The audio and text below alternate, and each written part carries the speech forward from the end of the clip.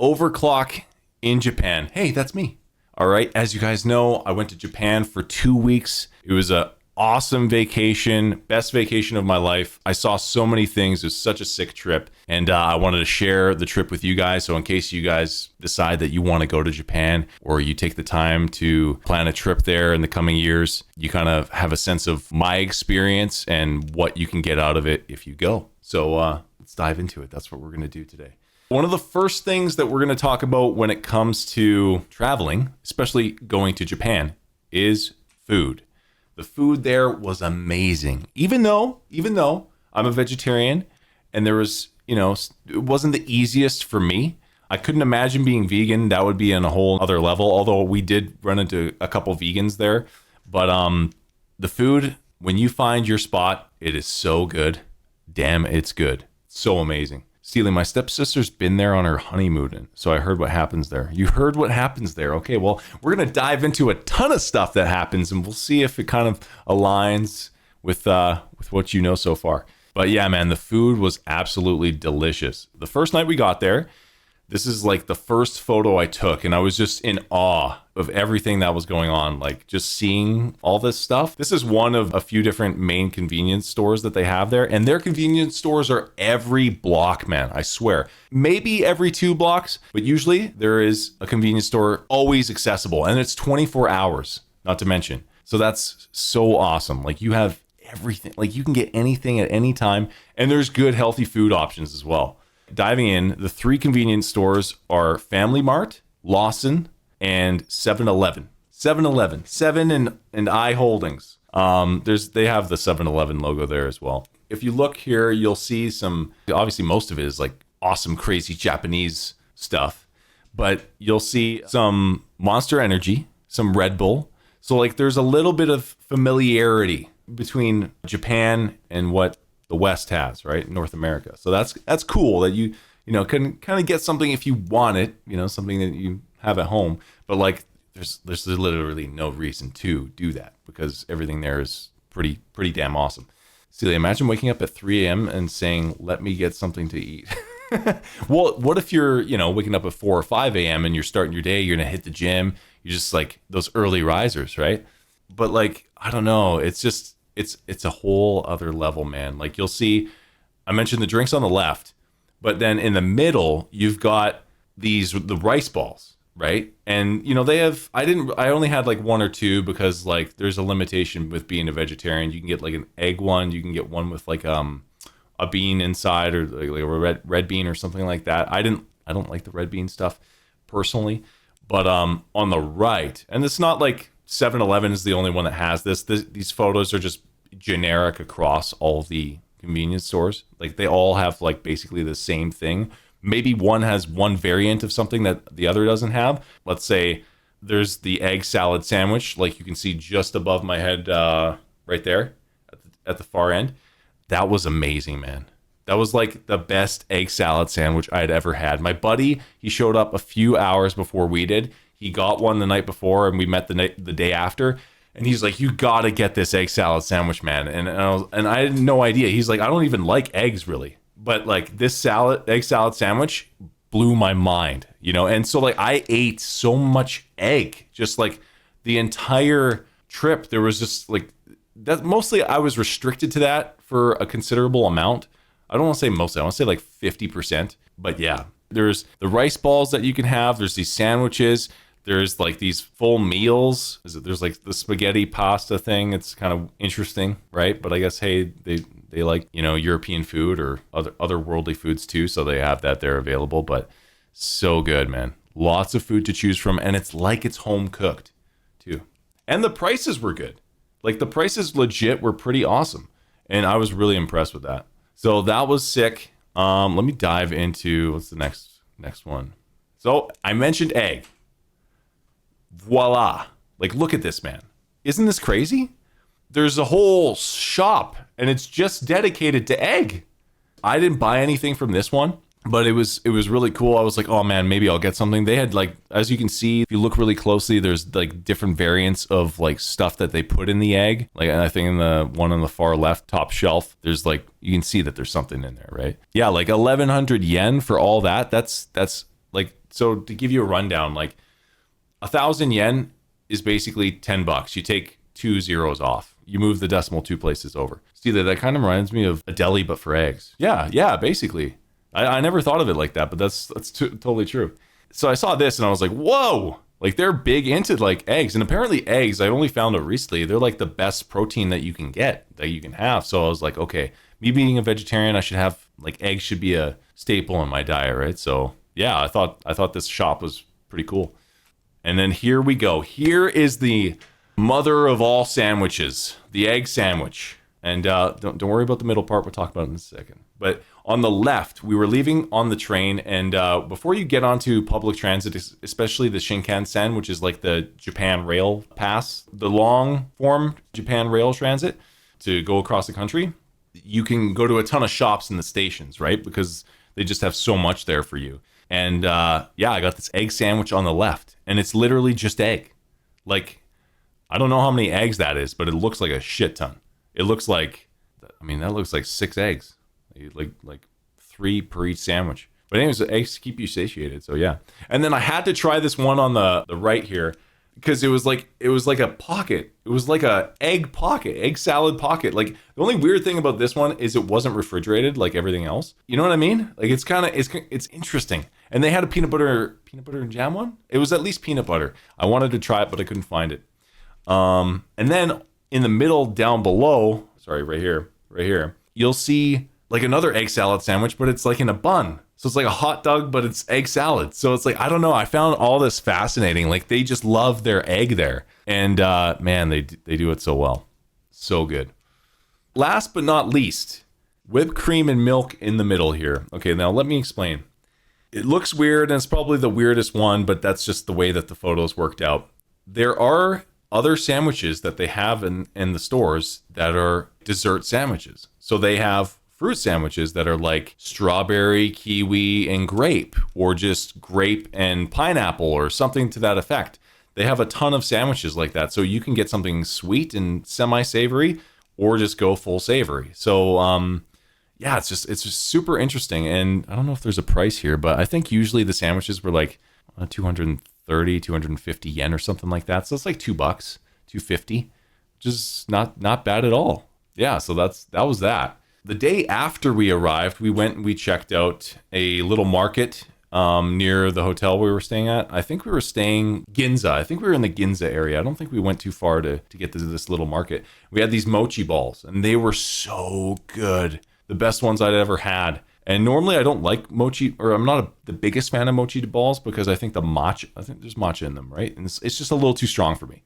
So I kind of gravitate away from it. But with the fruit in there, and it was filled, 1 or 2 of them was filled with like chocolate instead. So good. So good. Celia, now you see why you never see a fat Japanese person. Yeah, well, I mean, it's healthy food. And they're walking everywhere. And I'll get to the numbers about how many people are actually in Japan in a second. But it's so crazy. But their transit is flawless. It's insane. And then on the right here, we have a little heated, hot, warm coffee drink. And that was out of a vending machine. And this thing is like pretty hot, man. Like, you have to, one thing is like they couldn't like figure out like a sleeve or something like that. That's like, that disposes as well when you get a hot drink in a vending machine. I think that would be great. It's so crazy that you can get such a wide variety of drinks from these vending machines. And speaking of the vending machines, boom. There are vending machines like this, red, white, yellow, whatever, mostly red. They're scattered everywhere. It's just like the convenience stores. They're available every block. And this is like an in the alley. Like, their alleys there are everything's so safe there, because it's like, it seems, I think, because it's like they encourage traffic to be moving down every block. There's no like dead place where it's like, this is where all the garbage gets dumped and it's the back road and where the restaurant and what. It's like, no, every road is kind of walkable, and so there's no crime like anywhere. But anyways, like these drinks here, you got tons of teas in there, you got water, you got like lemonade, you got coffee drinks. I think there's some soda drinks, fountain drinks, like Dr. Pepper was pretty big, Coca-Cola was big. But yeah, these vending machines just being so accessible everywhere. One thing you'll note too, or you might not think of immediately, But North America, our vending machines are like, you see what you want, right? And then you're like, oh, I need B6. And then you type B6, and that's after. So you put your coins in, type B6, thing spirals. Sometimes it gets stuck or whatever. I don't know why people care to get the one that you see there. I don't know if that's the thing or if that's just the way they're made. But in Japan, you scan your card or you put your money in, and then you just press the button in front of the drink that you want or in front of whatever you want that's in the machine. Then it comes down. Like, it's such a faster, more expedited process. And I don't know, it's something, just a side rant that I observed this and I was just like, man, North America needs to do better. And there are so many places in the stream that I'll talk about where North America needs to do better. But you'll understand right away why I'm saying that. So up next, we can't go to Japan without having sushi. Once again, there's more egg, but there was other sushi to be had, tempura. I had some really, really good mushroom tempura at this particular restaurant. I think this one was in Osaka, actually, or Osaka, if you were saying it Japanese style, with the Japanese, pronunciation, what have you. I didn't even, when I ordered this or like when it was going on the sushi train around, I thought it was just egg. I didn't even realize that there was they cut out a little bit to put the rice in the bottom. I was like, okay, that's cool.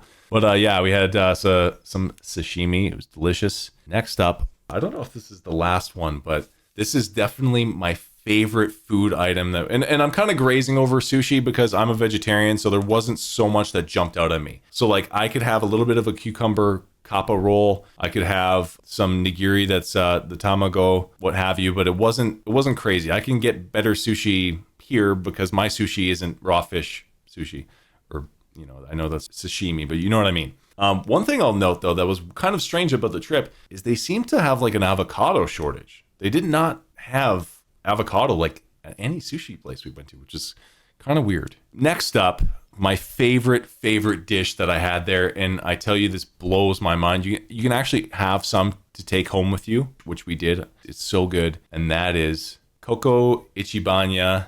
Is like, I think that means cocoa. It's cocoa curry, but Koko Ichibanya I think is like the number one or the top or the original or whatever. So I think that there was this one particular cocoa curry in Tokyo that we went to. It's a really nice mall where it's located in. And yeah, these are all the lovely ingredients that make the tasty, delicious cocoa curry. You're in for a treat. Check this out.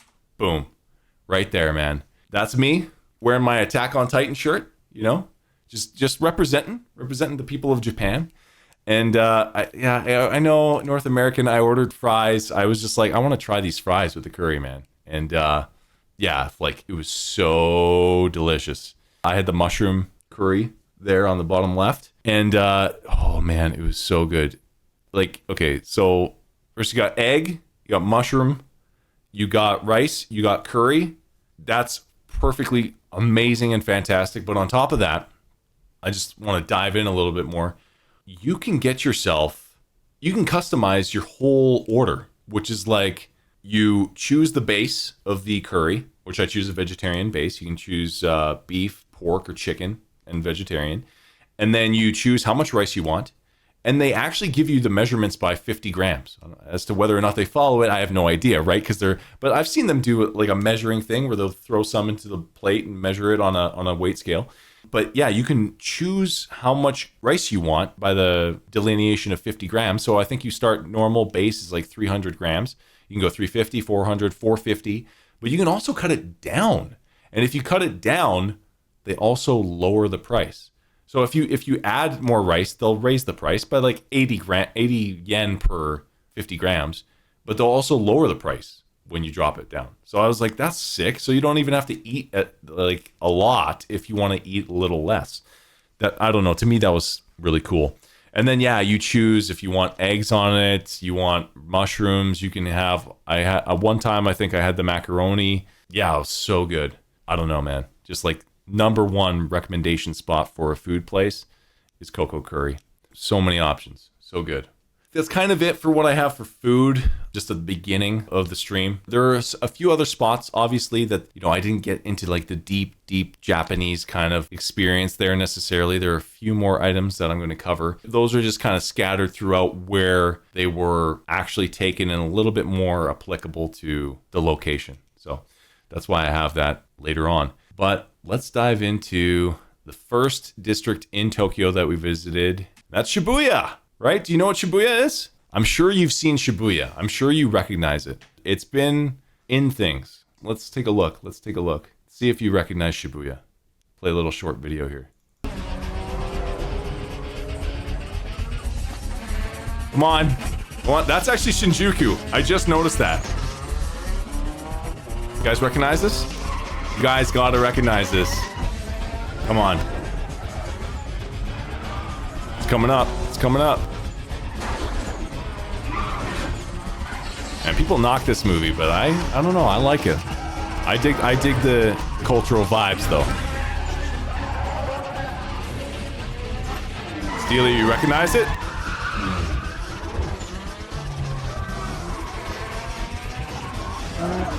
There we go.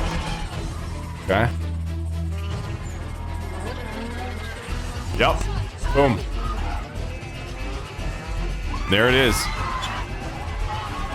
This is Shibuya Crossing. I was at that upper way for the train exit. Man, I love this. Boom. So that was obviously Tokyo Drift. Steely, you got it. But yeah, so this little hut here, that's just like the stairs up from the train. Here, you typically get off the train over here or over here at the main station that's kind of below, if that makes sense. And then like you go into like all the shopping area, because this is a shopping district, right? So you head over here and over here.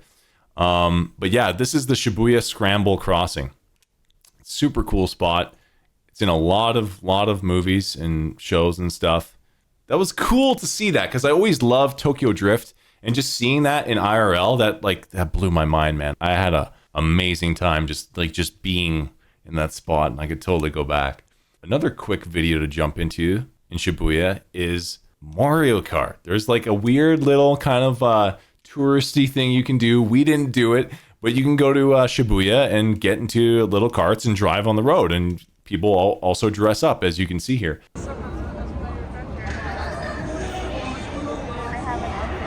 So this is, yeah. You should see her outfit.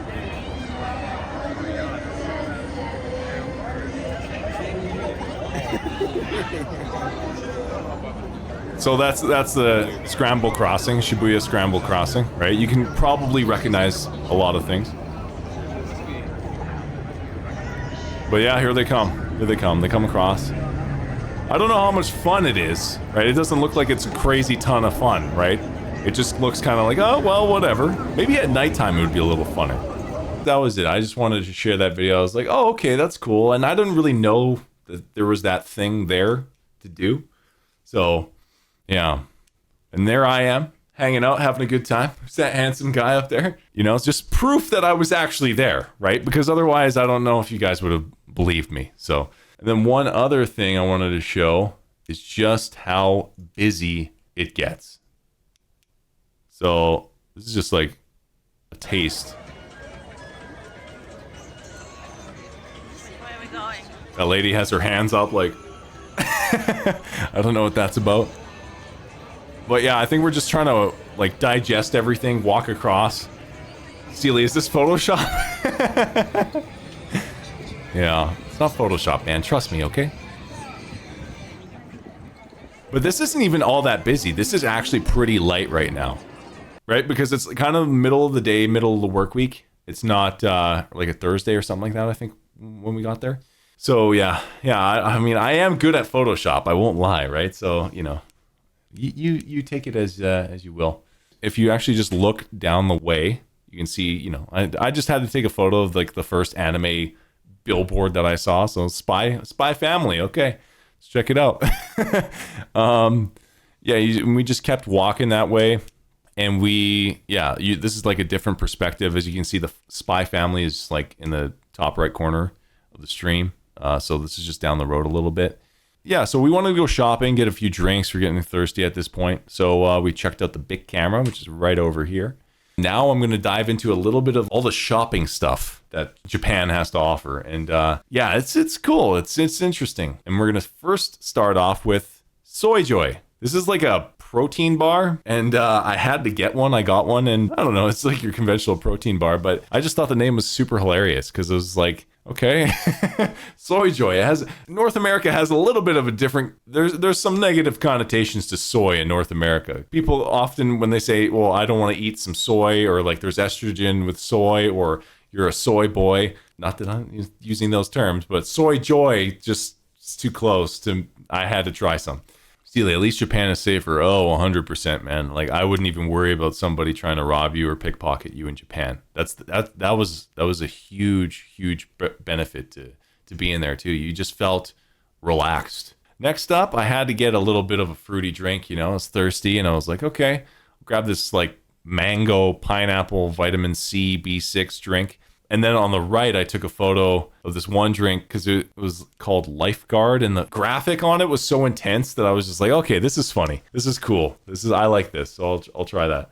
I failed to mention thus far is like Tokyo especially is so jam-packed. They utilize floors to the maximum. Here in North America, you might get 2 or 3 floors in a mall for a department store, like I'm dating myself, but like Sears or Zellers or Target or whatever. And now I think Hudson's Bay is probably the best example, but the Canadian. You get 2 or 3 stores or floors, right, for the store. Here it's like 5 or 6 floors for the store, maybe even up to 8. And so these are all in the same store, just different floors. So I just wanted to mention that for the next photo because we're going to jump into the electronics level, which I had to take a photo of this. I saw this in Japan. I was like, what is happening? They have better Sonic games than North America? And maybe they do, but like, that's not the case in this situation. I just didn't realize because the first time I'd seen a Sonic Superstars trailer, it was in Japan. And the game hadn't come out yet. It's out now. I still have to get that one. But I was like, man, this looks so great. I got to get this game. And if you haven't seen the trailer, I recommend checking it out. But I had to take a photo of that because I was like, I need to remember that there's this sick Sonic game that I haven't played and I want to play. And then to the right of that, these department stores in Japan electronic stores actually have Anchor products in the store. It's not like on Amazon where you have to order, like there's no Anchor, I don't think, in Best Buy. Like you just order it on Amazon, or I guess in Japan, they have it in the store. So I took a photo of that and thought that was pretty cool.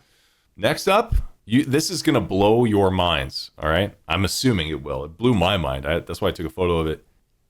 DVDs and maybe CDs, I don't know, but it was like I was teleported back to 2005. Like, I haven't seen a shelf stocked that well of DVDs since like 2005 Best Buy Boxing Day. Like, I'm telling you, I thought that was a blast from the past. I don't know. It just shook me a little bit. But yeah, that's I don't know. It's kind of wild. It's interesting that they have a varying degree of technology still available in the stores. But I guess they can have that because they have such a dense population that it's just like people will see it, and you'll get the 1% of people that would buy it. There's a lot more numbers of 1% in Japan than there are 1% in the middle of US or Canada. So it's just a population thing, a numbers thing, I think.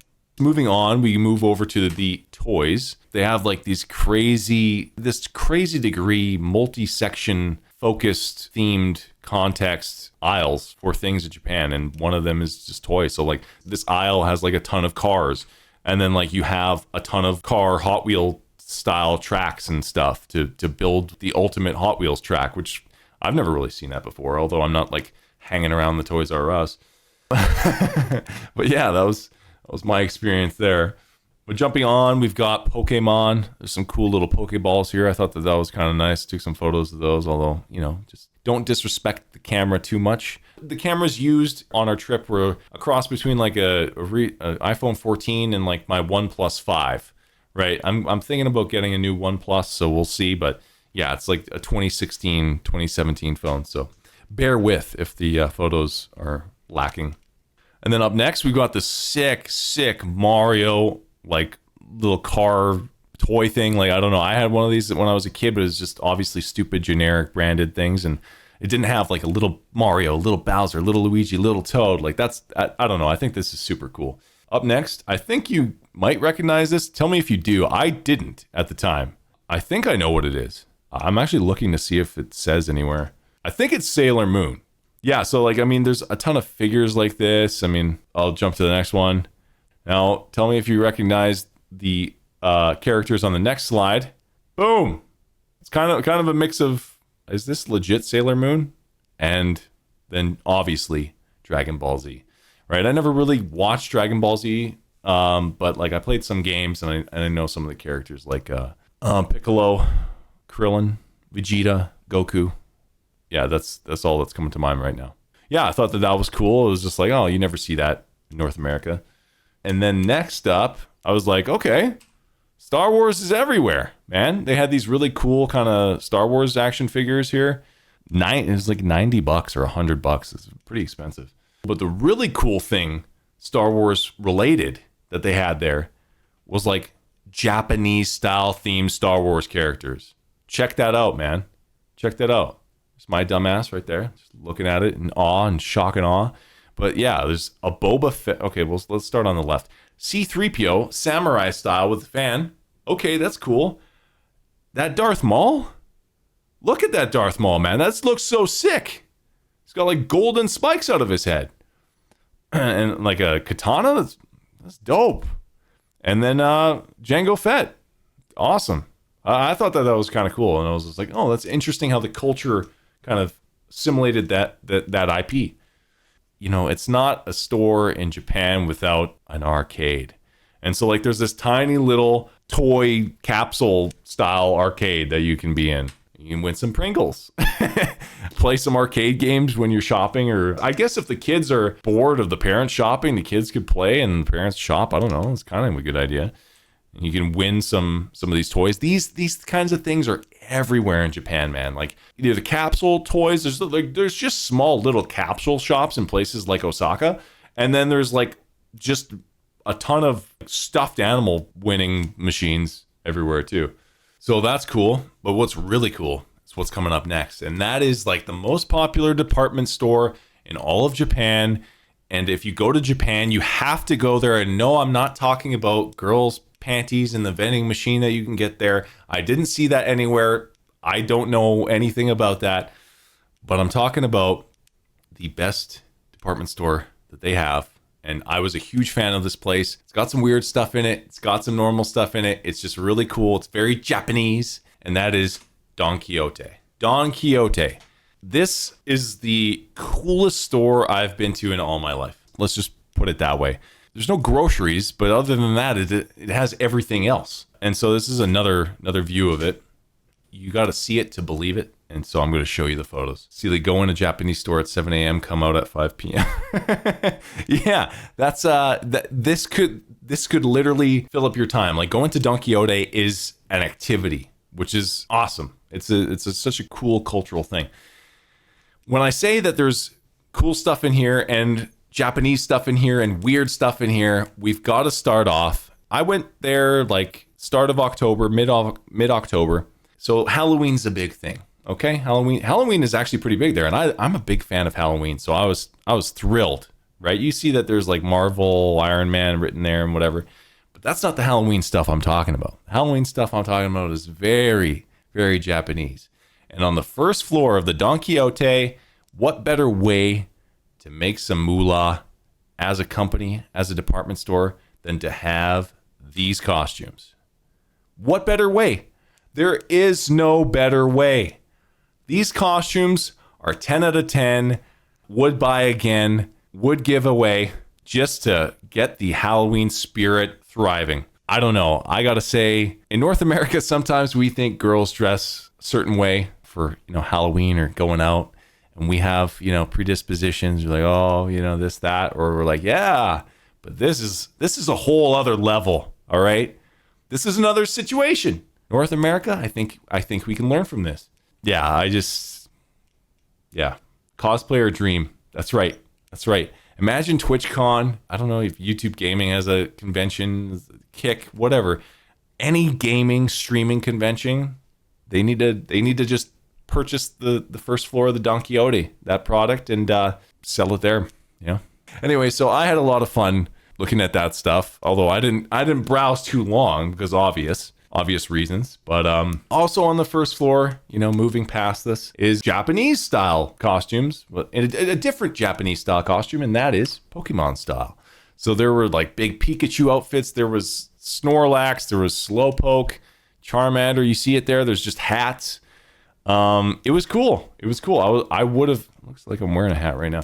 I would have gotten some of these, but I was like, is it worth it? And then probably they wouldn't have my size. I did try on an XL shirt in Uniqlo for another Attack on Titan shirt, and it was like a large here. So I just needed one size more because usually like it's not long enough for me. You know what I mean?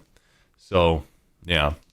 On another floor, you've got like random cosmetic products. There's a ton of stuff. There's toothpaste and toothbrushes.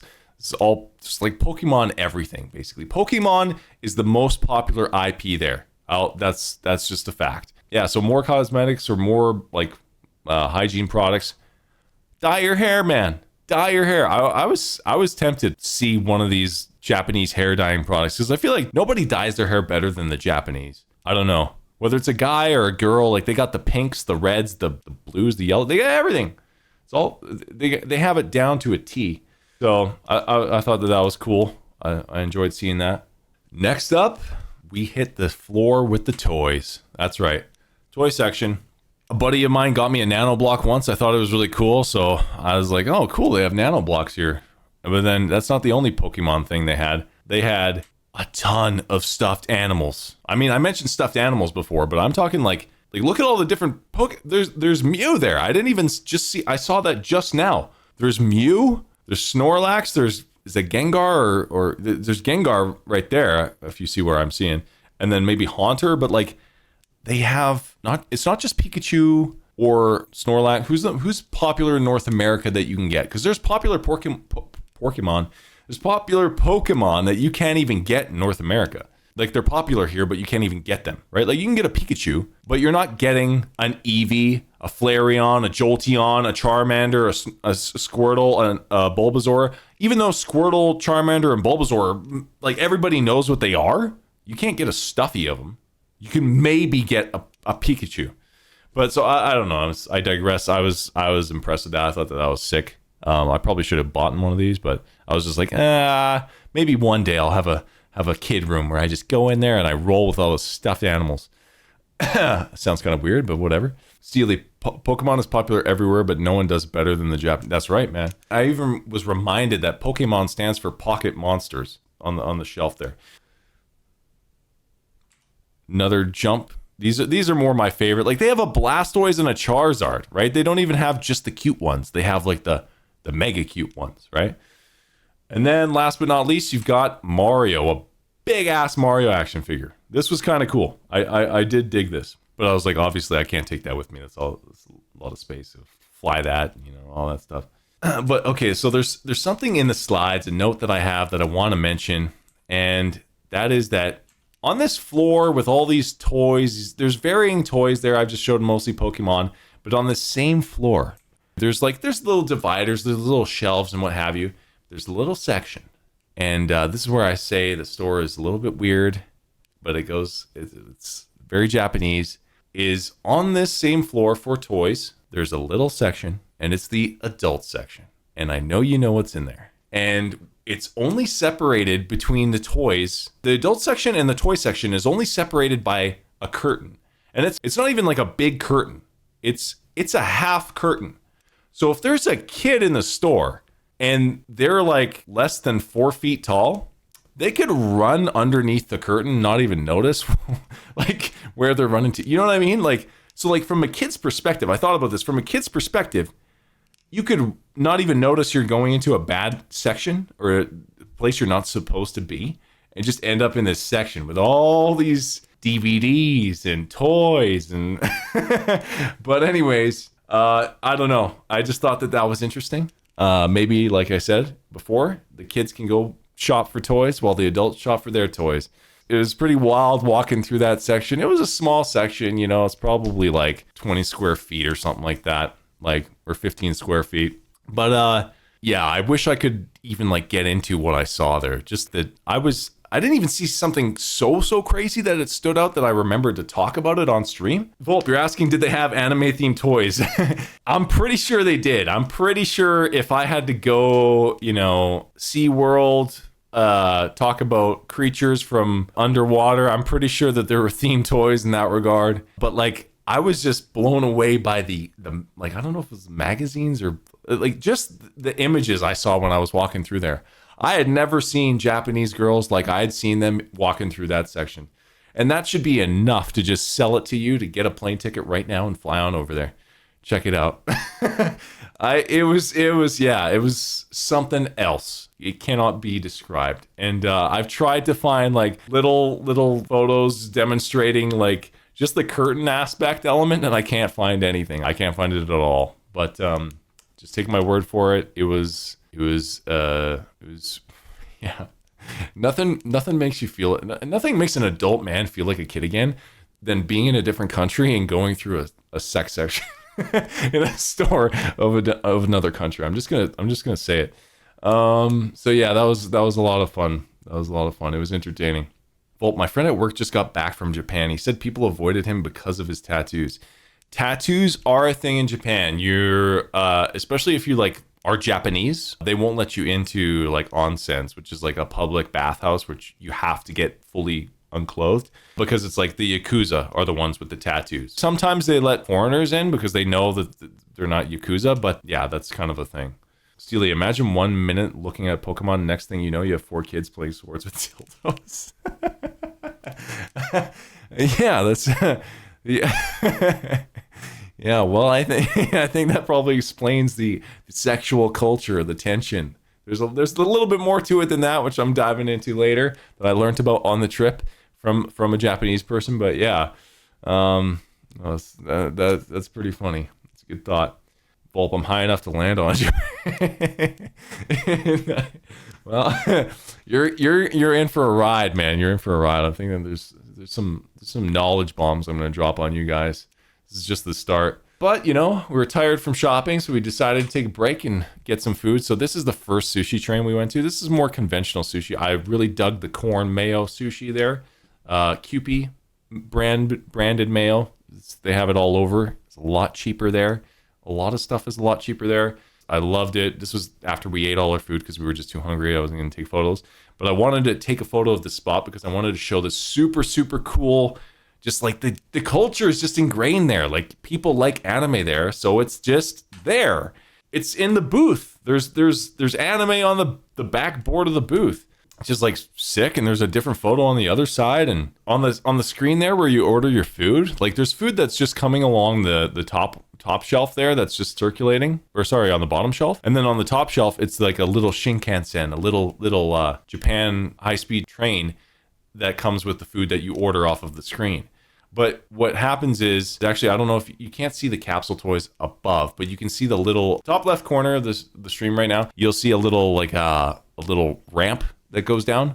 That's where a capsule toy will fall if you win the little game, and you get to play the game like every 20 or 30 bucks you spend, and then it counts by you throwing your plates into that little dispensary thing there. So I don't know, it's just cool technology and innovation and entertaining day-to-day stuff. I had to take a photo of that. Loving the culture. Just loving the culture at this point. Steely, good food, good toys, hot women, equal pleasure. I like that's what it is, right? That's all it is. And that's all you need, right? After eating here, we just went to the park, just hung out. I just took some photos because I was like, oh, these interesting. This is like the kind of foliage, the greenery that they have there.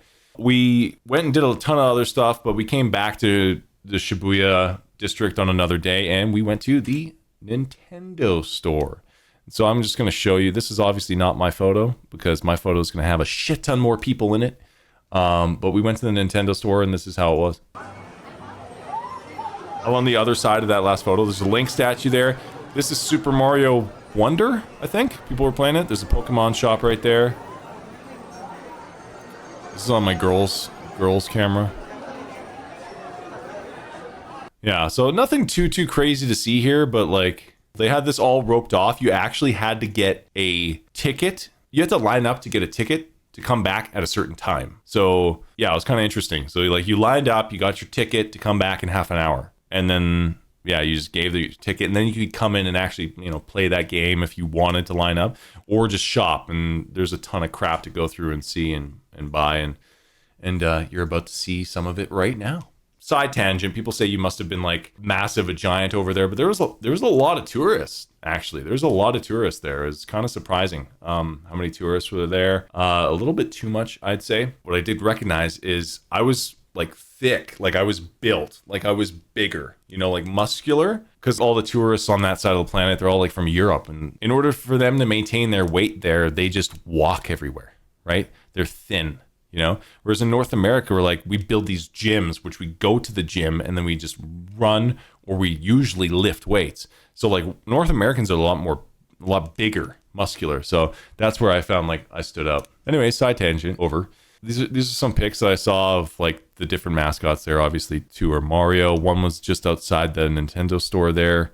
This is all in Shibuya, by the way. And then these 2 of Mario and Link in the middle and on the right were in the actual Nintendo shop. So when I actually got past the lineup, it's kind of cool. It's nice to see like mascots from video games in like a live form in a tall statuesque style. These I can't remember. I'm just going to run through a bunch of different shopping items that you can get at the Nintendo store. Ones that I thought would be good to come bring as gifts back to people and what have you. I can't remember what these ones are. They look like they're just like magnets or something, but I don't think they are. Steely, they walk everywhere. Imagine not having to go to the gym if you use the car less. I was like 6 days into my trip. I was just like, why don't I live here? Why don't I live in Japan? Like I really want to live here. Volp laughed my ass off. That body rant. Okay, hey, you know, I had to bring it up. My mind is scattered. You have no idea how much content I had to compile and just condense and try and contextualize and make sense of just to share. Like there's so much. My mind is on overload. I'm amazed that I'm even doing it right now, right in front of your eyes, and I haven't imploded. But anyways, off to the next store item. I have these cool little pillows here. You know, I don't think the quality of the pillows was that good, especially to warrant like 70 some bucks. But I mean, nonetheless, it's a novelty. It's unique. They had these little serving plates, which actually wasn't a bad price. If you get 3 plates in there and it's like 2 bricks and a question mark for like 25 bucks, that's not a bad price for a few plates, but they are small. I don't know. They're probably like this big. I don't think that actually helped out in providing, you know, sizing, but whatever. I try. And then there's like this cool little castle toy thing here. There's like a Mario Party style Monopoly, which could have been cool. And there was these cool bags here. I'll stop for a second. I was actually going to get one of these, you know, like the bags that really fold up so that they're really, you know, condensed so they don't take up a lot of space, but then they turn into a huge, is it tote bag? I don't know. Is that the terminology? But a great bag for just carrying shit around, going to the beach or whatever. And then they have the sick themes. They had the movie theme. I think that's only from the movie, the cat thing, or maybe that's from another Mario game that I'm unaware of. I only played old school Mario games. And then they had the Mario 3, which is right here. So yeah, obviously. That was something that we were going to buy, but we went with something else. It's all right. We went with like a towels, you know, better value per dollar and all that stuff. One other thing that I thought was great purchase at the store, great potential buy. So basically this bag, along with these bins or these boxes, stood out to me as being like, yeah, if you go there, that's probably what you should buy because it makes sense and it's reasonably priced. Right. So if you spent 20, 25 bucks on one of these boxes, you get one for a kid, they can put their toys in it and whatever. It makes sense. Now, these little guys were kind of cool. I didn't mind that. Right. But it's still a stuffed animal. So there's not much you can do with it. Like it's just for kids and whatever. Right. But it was cool. I had never seen a stuffy of I don't even know what these guys are called, but the little enemies in Mario. But I couldn't leave. One thing I had to do was checking what the prices were for Nintendo Switch games. Even though I don't own a Switch, I had to see, are prices in Japan better for video games than they are in North America? And this is the sad truth. They are. We are getting reamed. We are getting cheated. We were getting scammed. We are getting so scammed. Above me is just a photo taken from the Canadian Nintendo store, and you can see it's $79.99 for Mario Kart 8. If you go to the store in Japan, and I don't know about this, whether or not you can change the language selection on the Switch, even if you bought like the Japanese version, or if there is a Japanese version, or if it's just a multilingual version, but it's like $60 in comparison. So it's like a $20 Canadian difference. That's pretty big. So if there's a few games that you want to buy for the Switch and there isn't that language issue, you could just go on a trip to Japan, because it's so cheap to go to Japan. No, if you can get one from there, you're saving money. It's just an example though. So I thought that was interesting. If you could go to some other country that you wanted to travel to, and then there was like 5 games that you wanted to buy, and you ended up it's basically like getting a game for free. Buy 3 or 4 or 5 and get one free. You saw the Nintendo store, you saw the Pokemon store. There's also a Capcom store. Quickly, if you notice a certain figure right now, it's Ryu. It's Ryu, right? Street Fighter? This is Ryu from Street Fighter, I think.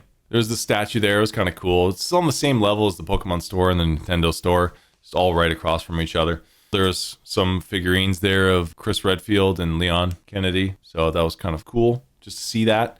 Stealing my brain broke. Yeah, it's too much. It's information overload. I understand. I totally understand. My mouth is falling apart right now. I feel like I'm talking at insane speeds. Next, you saw a little bit of the Pokemon store. This is me. Not photoshopped at all. Okay, not photoshopped. All right, it's legit. Pressure. You gotta rise above it. You gotta harness in the good energy, block out the bad. Harness, energy, block, bad.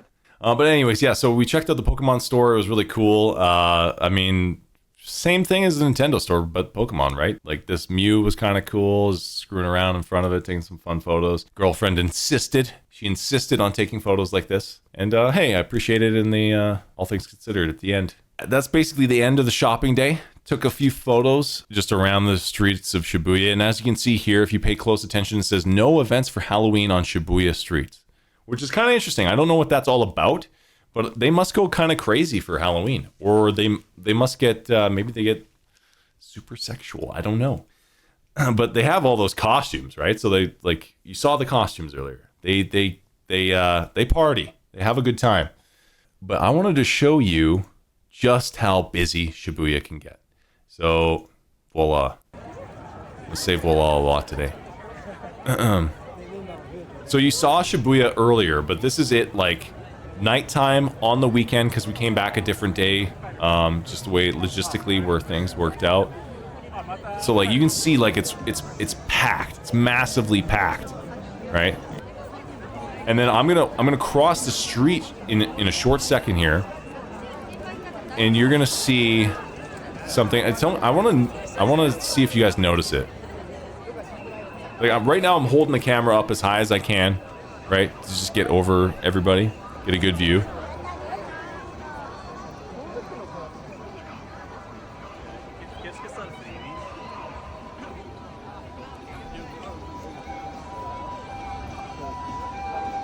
Okay. As soon as the light goes red, there's an ambulance for you. If you ever wanted to know what a Japanese ambulance looks like, sounds like. So you just saw the train on the right side there. That's what I was trying to show earlier in the Tokyo Drift video. Oh, yeah, okay, so everybody's walking, and it's like mayhem to get across this thing. It doesn't look so bad in the video, but like you've walked across the street in North America, and trying to like, sometimes it's hard in that regard, but like this, it's like 50 people against 50 people, and they're walking in opposite directions. And sometimes somebody will, like you'll think that somebody's walking right through me or into me, because there's just, like that chick right there. It's like she just walked through me like I'm a ghost or something. But anyways, one thing I wanted to mention, you notice all these social media people, right? I mean, I'm a streamer, but there's people that are walking, like a girl with her boyfriend. The boyfriend's taking a video of the girl. She's walking across the street. She does a little twirl. She does a little spin. And yeah, there's so many people stopping for photos in the middle of it. I don't know. It's kind of interesting. That's basically the busy Shibuya street. Thought I'd throw that out there. Last but not least, in Shibuya, this is the last slide of Shibuya. There is a monument to Hachiko. And if you guys don't know who Hachiko is this Akita dog that, I have a few notes here, but I watched the movie on it. There's tons of movies on Hachiko. There's a movie called Hachi, which I think is the original Japanese one, but or is that the North American one? Or I don't know. There's one movie called Hachi. There's one movie called Hachiko, and it's basically about this Japanese Akita dog that's remembered for his loyalty to his master. And basically, like after his master died, his owner being Hidesabaru Ueno, after he died, the dog would come back to like the same spot or just wait for his owner at the spot he always used to wait for him at for 9 years. For 9 years. And then I think the dog passed away at that point. But it was just like, that's so crazy that there's a dog that was so devoted to their owner. Yeah, there's just a cool little story around that. And the movie's pretty good. It's, you know, heartfelt family movie. So yeah, that's basically Shibuya in a nutshell. What do we got next? We're going to Shinjuku. What is Shinjuku? Shinjuku is the district with the red light district in it. Get excited. Get excited. We talked stuff with regards to Don Quixote and Japanese culture and certain vibes, but Shinjuku's got its own thing going on. So actually, I kind of wanted to do a little bit of a tour. So I wanted to show where you get off in Shinjuku. This is like just above like a bridge where the train station is just like just a little bit back from here, like 100 meters back from here. And you can walk up the bridge to the right. And like I got this shot there. Or you can walk down, and down below is the Tourist Information Center. This is actually where you can start your free Shinjuku tour, and you can book a tour online, and you just set a time and mention how many people you have and the names or just your name.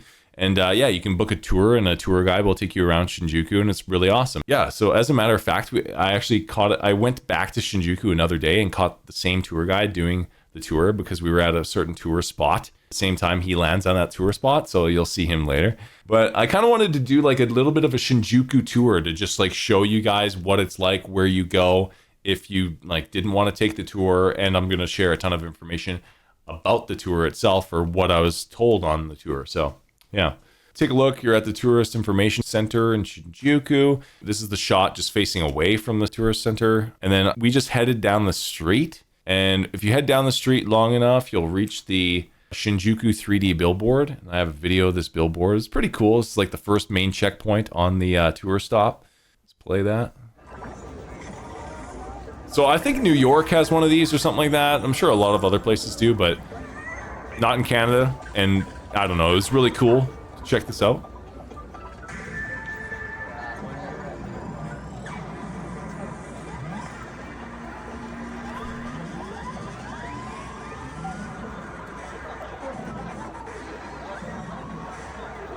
I don't know what kind of car that is. Looks like a Tesla kind of because it's so futuristic, but it's pretty cool, right? I mean, quality is limited because the camera, obviously, but if you're there, like when you're seeing this live with the audio coming at you,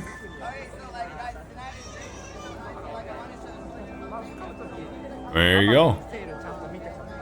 As this is me trying to pan over to what I think is the tour group. And check this out, We watch this countdown.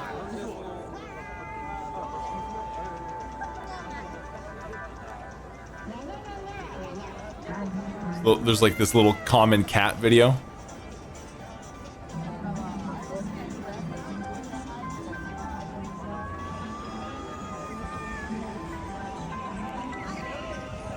Can't see much right now. I think it gets better.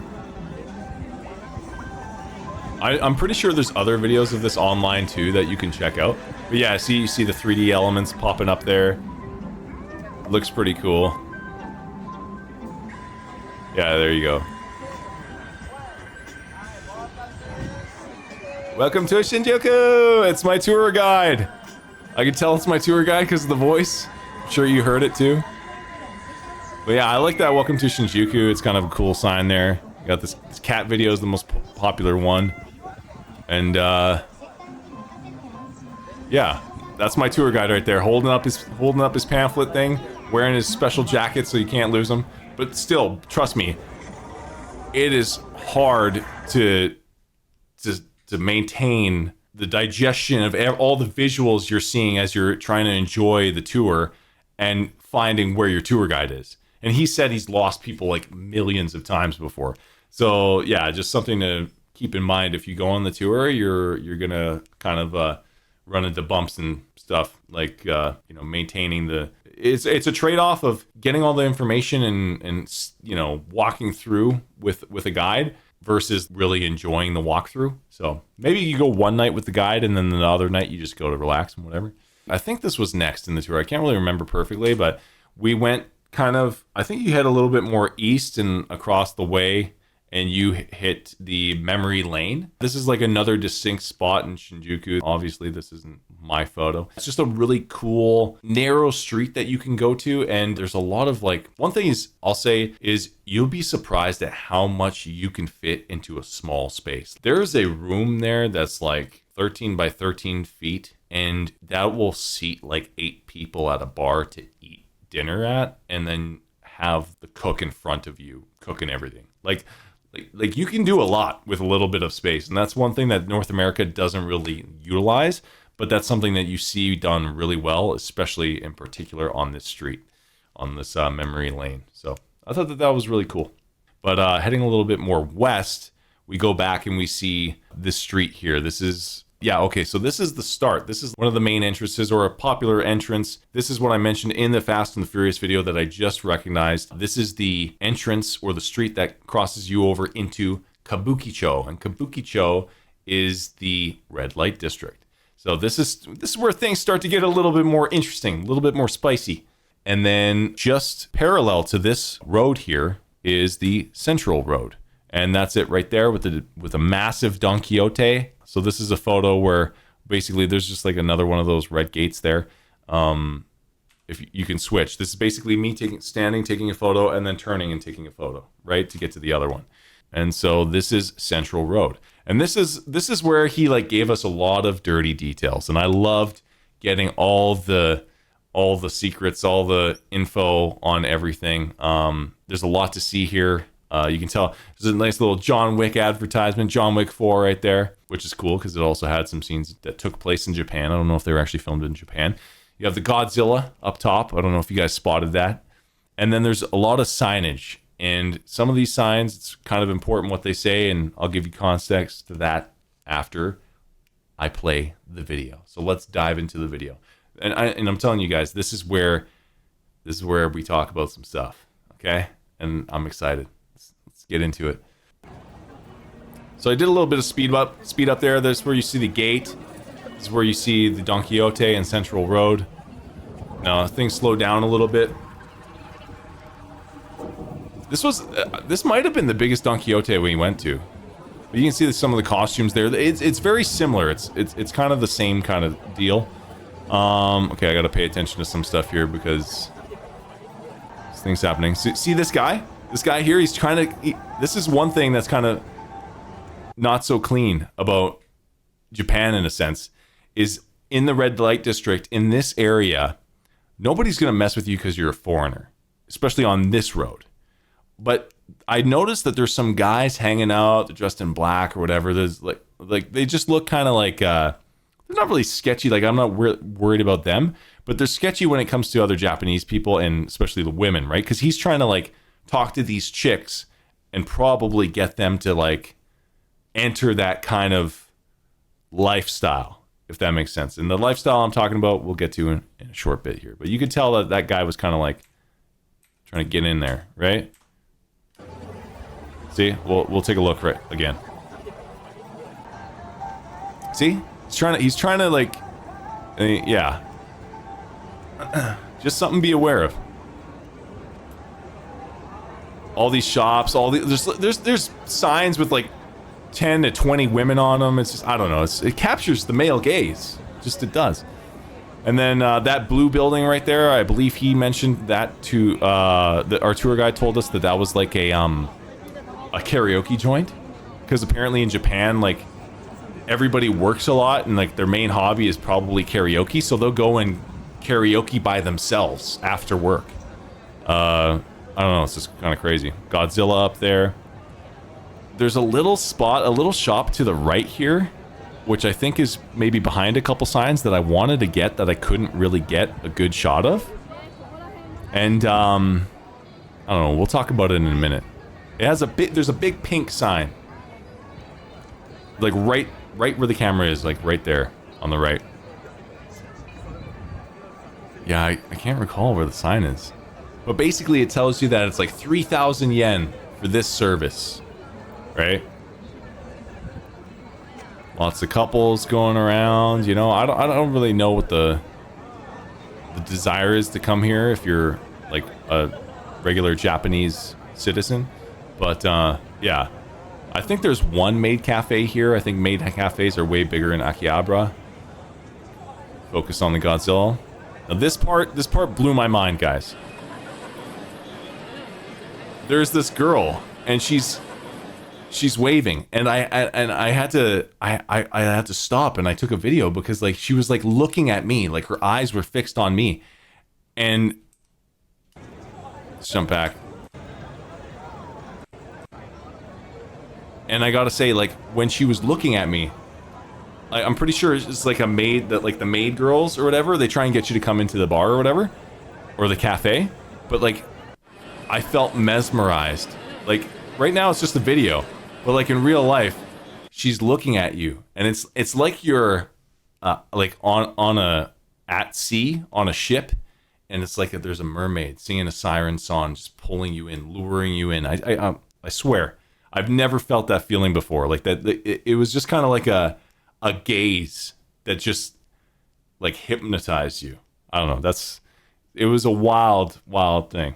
Anyway, so we come to the end of the street. This is where things get spicy.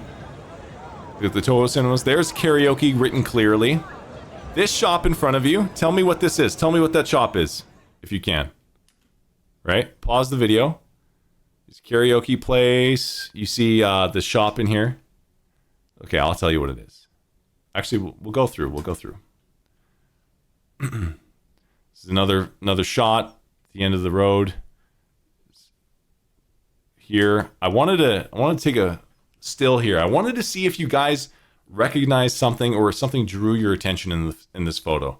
Tell me if you see something that draws your attention in this photo. I'm just curious. I'll give you a few seconds to respond. Lie down. What's up, man? Lie down. A lady wearing not much, covered in caution tape. You got it, my friend. You got it. that sign, I was like, this was the second time I'd walked down the street, and I was a different night, and I was like, wait a minute, I never noticed that sign. And I think this same sign is on Google Images right now. If you go walk the street, like Street View. Wait, it's a hentai girl, is it? I don't know. I think you're revealing a lot about your lone activities. But yeah, I saw this and I thought it was hilarious. Yeah. Oh, isn't she animated? Oh, I see what you're saying. It's like a CGI. It's not like a anime. Lie down. Hey, and now I'm married. Now I can't be doing that. Oh, that's good.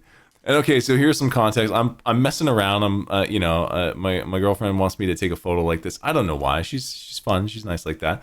And then we're taking the photo, and then this girl gets caught in the photo because like she notices what I'm doing, and she's like interested. She's fascinated by it. So she like jumps in. She and you know my girlfriend was just like, whoa, that chick, like it's a Japanese girl, like she lives in Japan. She's Japanese. And she's just like, my girlfriend's like, she just like took the phone out of my hands and was like ready to take a photo of us. Or of you. She didn't really like ask. She's just like, so like, anyways. And so like iPhone has a weird thing where it does like live photos. So it's like a short video that they kind of show as a single frame on the iPhone. But if you get to a PC, it turns into this. But so that's a closer view of the girl, and yeah, she just took a couple photos for us, and I don't know, I just thought it was hilarious, so I had to throw this in here. Just like that was our experience. Her and her friend right there were just like, oh, you know, like, and they took photos, and it was the only Japanese people that like really like jumped out at me and talked to us, and I don't even know if they did much English. Like, there's a lot of English there, but like Yeah, I know. It stood out. Stood out. Jump back to this spot. There's something I want to share with you guys. So our tour guide, he shared with us this nice little knowledge bomb here that I'm going to dive into. The tour guide mentioned that here in Kabukicho, the red light district of Tokyo in Shinjuku, there's these free information centers, right? So this is one of the free information centers. And, so you can go to the free information center. You'd be like, hey, I want to know, where do I go to see Mount Fuji? How can I get there?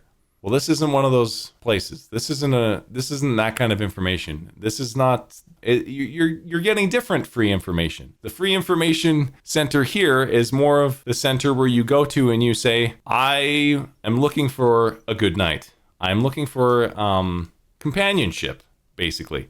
So you don't go there asking about, the best train to get on to get to Osaka or Kyoto or to get to Mount Fuji or whatever. You go there for other things. And so what's interesting is prostitution is illegal in Japan. But they have this whole concept where it's like you can go to these different kind of like pickup shops, I'd say. Trademarked overclock, patent pending, trademark pending. That's what I call them, pickup shops, which is basically these free information centers. And you choose a girl, and there's like a catalog or whatever. You choose your girl, and then you go to what's called a love hotel. And you'll see just in a short bit, there's just down the road, further kind of into the more shady area, there's different hotels. And they're called love hotels. And basically what you do is you can either book a night there, or you can book a couple hours at these places. And what a couple hour booking is usually called a rest, right?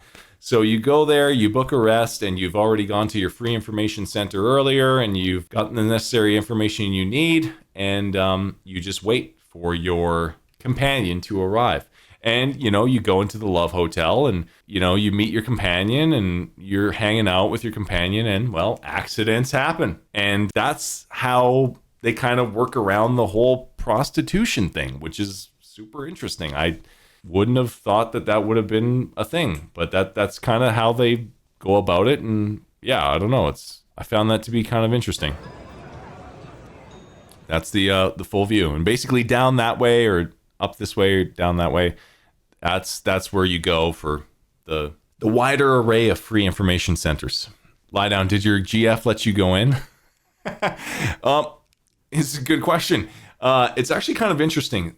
These places, they're super Japanese centric. So you can't really go into a general free information center like all you want willy-nilly. Most of them are Japanese only. There was one shop that I saw when I was walking around and it said English speaking okay or English okay, right?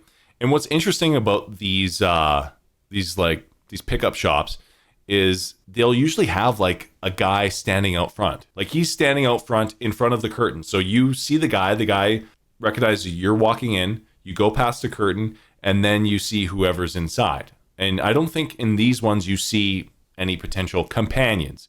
You see staff that kind of just facilitate the whole process, right? But yeah, there's always a guy out front, just like I don't know. It's like what's it called in a restaurant? A maitre d' or something. That's kind of what it's like. So yeah, but anyways, what I wanted to also share is on the main road here, I did mention that there was a bit of a shop kind of like over here that you can walk down towards and see. It was like a big pink sign, but it's not pink in the video. The lighting screws it all up. And basically it says like 3,000 yen for this. What it is, and for those of you who don't know, 3,000 yen is basically like 27 to 30 Canadian dollars. So it's like 25 US. And what it is it's kind of a little bit of a wank and jank, if you will, a rub and tug, some midnight love. These are all trademarked, pending, overclock terms here, FYI. But yeah, you can basically get a hand job for $30 or $25. And I was like, whoa, what? You can, like, that's a thing? And it's just like, because I was just blown away because I never knew that was really much anywhere. I'm sure Europe's got all sorts of stuff like this, but like, I was like, that seems cheap too. That seems like you could, do I want to go get something to eat or do I want, I was just a little blown away. I was shocked. Lie down, love the trademarks. Yeah, that's crazy in Japan. They fuckers are horny. Jeez. So I was just blown away, man. I was like, okay, that's interesting. But on top of that, the tour guide mentioned that like just down the way, not on this street, but on a perpendicular street down past that blue karaoke sign, there was some places that you could go to that were just regular kind of massage parlors. So they basically have, and by regular massage parlors, I mean, or massage places, I mean like regular massage places, right? So basically, Japan, or like Tokyo, has any form of pay for sexual exchange you could think of, right? There's the wank and jank hand job place, right? There is the I'm gonna give you a massage and we'll see what happens place, which is we all know what happens. And then there's like I pick this one and I'm gonna go to this hotel, and then accidents happen. So there's all like I don't think you can come up with another avenue for making that whole process happen. Anyways, I just thought that was like fascinating. So that's kind of like the story of Kabukicho and Shinjuku and their red light district. So yeah, I had to share all that, throw that out there.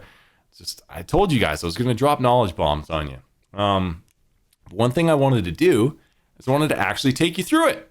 So let's hop through the Google Maps and take a quick peek at it all. Okay, so we have it up and running. So I created this little bit of like a list of hotspots. So you get off the train station here. Here's the Tourist Information Center. We covered that, right? Oh, you get a nice little view there.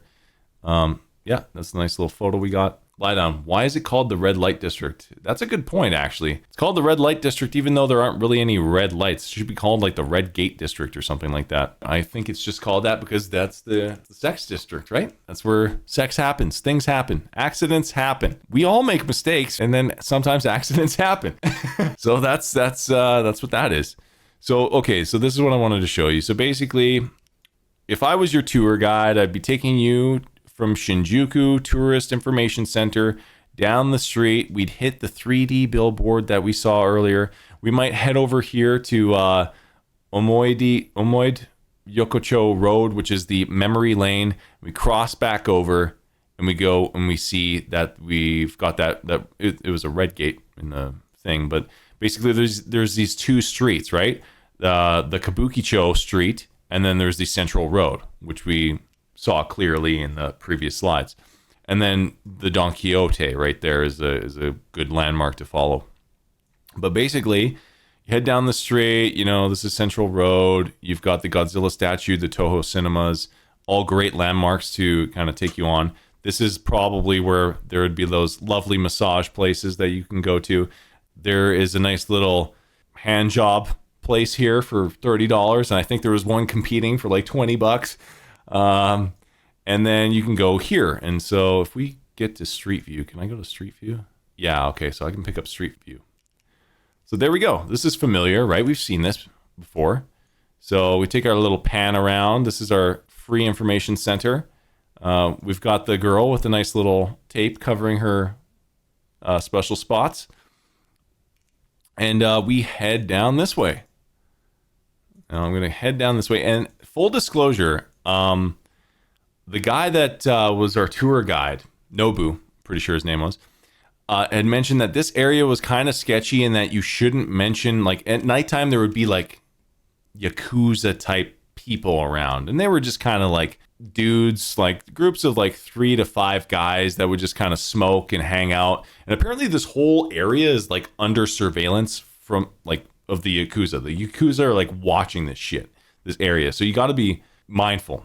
Lie down. Yakuza is a gang, right? Yeah, it's like the Japanese mafia. So apparently, like if you visit here and you're on vacation and you're just like touring this street, like there's cameras and the Yakuza are monitoring you. Like they'll see you or something like that. That's kind of like the vibe he gave off. And he had a photo of the Yakuza guys, which is like these Japanese dudes all tatted up and stuff. And they did martial arts. They were in like some martial arts thing in the photo. And so like, yeah, he's like, I would not walk through this area on my own. And one thing to note that I didn't mention before is I can't remember which streets. I think it was the other street that's parallel to Central Road. But like you'll see signs that are like $3 for a beer, $5 for a beer, or like 99 cents or like $5 for dinner or 99 cents for this. It's like, don't go to those restaurants. You just go there for like viewing the area and the landmarks. People don't go there to actually eat, because you'll get your food, you'll get your drinks, and then all of a sudden you'll get a bill that's like 5 times higher, right? So that's just something to note when you're thinking about eating in that area, right? Just go to a convenience store or like a different, more trustworthy, reasonably priced place. Nothing in this area is like a deal, right? So something to be mindful of. Volp, I have no luck at all. I once went to a massage parlor for a hand job and they told me it was self-serve. Oh my God, that's hilarious. Oh, dude, jeez, crack me up. I don't. They have special tats. Well, I mean, they're the only people in Japan that get tattoos. Japanese culture is really cool for that because it's all like a hive mind. So as long as the hive mind isn't led astray, then that hive mind functions at the nth degree. It's a good and a bad thing. I'll talk more about it, but that's my observation. But anyways, as we head down here into like the semi-sketchy Yakuza area, there's a girls bar right there. There's lots of stuff. It's interesting. There's lots of like not like seductive, but suggestive signs, especially in this area. I want to be sure I head down the right spot too, because I think we went down a way, like wherever that direction is. But I'll keep going down this way a little bit. So you see that these spots are closed, right? That's one thing in Japan is really cool too. They have everything's so close together. They have all these stalls or stores that they just throw a door up or a couple doors, and then they drop them down when they close. But like you see, like I don't know what this is selling, right? There's this guy hanging around here. I think should I go? I'll go back. I'll go over here. What's here? Okay, there's a dress thing. Photographic design studio. Okay, not much here. So what I want to do is I want to head back. I want to head up this street. Okay, so here's something. This is kind of what I'm talking about. Oh, free information. Free information. We all want free information. And here it is right here. And so like here's another one, right? And I don't know if I can like zoom in or like, you zoom in and you see what it says. But do you enjoy? Yes. Do we enjoy? Yes, we enjoy. So yeah, you can get yourself a kebab and you get yourself some free information and you're having a good night. But yeah, so this is basically it. I think this, from what I remember, that kind of aligns with like what I would think is like the English one, but whatever. So yeah, there's you can eat somewhere here. This spot's fine, I think. But yeah, there was a free information center right there. But I kind of want to get onto this road, because this road, if I'm not mistaken, you walk over here. This is it. So you could walk down this road if you ever visited, and then kind of just get a feel for it. But usually like I said, there's like a guy standing, and then there's a curtain. And so yeah, it's a really interesting kind of experience. But anyways, we walked down this road, and you see these signs, these billboards with these like, I don't know, attractive Japanese men. What the tour guide told us is that there's girl bars and there's guy bars. And he mentioned that guy bars are, I'll get into the girl bar, guy bar thing in a second, but he mentioned that the attractiveness of a man there is like the feminine characteristics, like the long hair, being really skinny. They aren't typically drawn to like maybe muscular or short-haired men. Like the culture shows this is the beauty standard for men. So that was kind of interesting that he mentioned that. But yeah, okay, so look at this though, right? This is like, I think this is another girlfriend lounge or girlfriend bar, but you got to pay attention really well when you're walking or when you're viewing, when we're looking at things on here, because even this shop here, right, it's closed, like it's covered up. Like this might be permanently closed, or it might just be closed for the night or the day, right? And when you walk along and you see something that's like, I think there was some, hey, there's a Family Mart, all right. You walk along and I'm kind of paying more attention to the right side here because you see some closed stuff here. But there could be something on the left too. But you see all these the signages. There was tons of people here that were kind of like lurking around, loitering, right?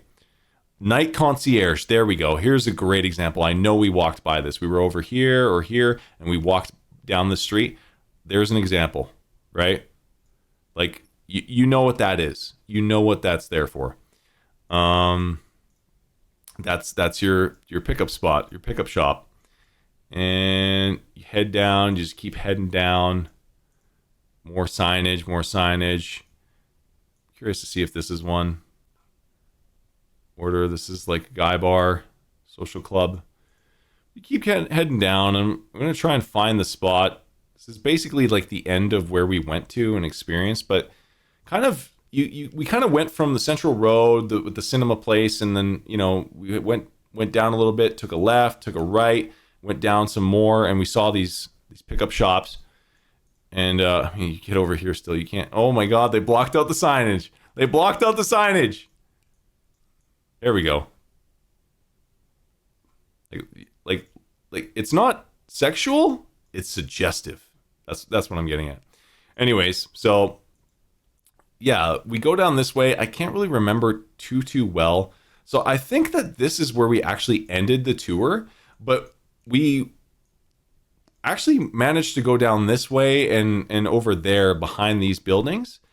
And that's where all the love hotels were. And let me just say, like, I think this is the end point because I remember there being like a subway here. And over here, there's like there's like an onsen that he mentioned that he'd like to go to, right? So it's like the public bath there he would go to. So there's an onsen. So those are kind of like the checkpoints, right? You start at the Tourist Information Center, you go to the 3D billboard, you go to Memory Lane, you go down to like the Don Quixote and the Central Road and the Kabukicho Road in Kabukicho. And at that point, you're in the red light district. You head down these roads past Toho Cinemas, and then here's this onsen subway spot. So those are kind of all the checkpoints, excluding going down kind of this way, and maybe we can go down and check it out. I don't know if you can see, but basically there should be like quite a few love hotels in this area where you'll just see guys that go and they park their car, not at like a public parking, but they park their car and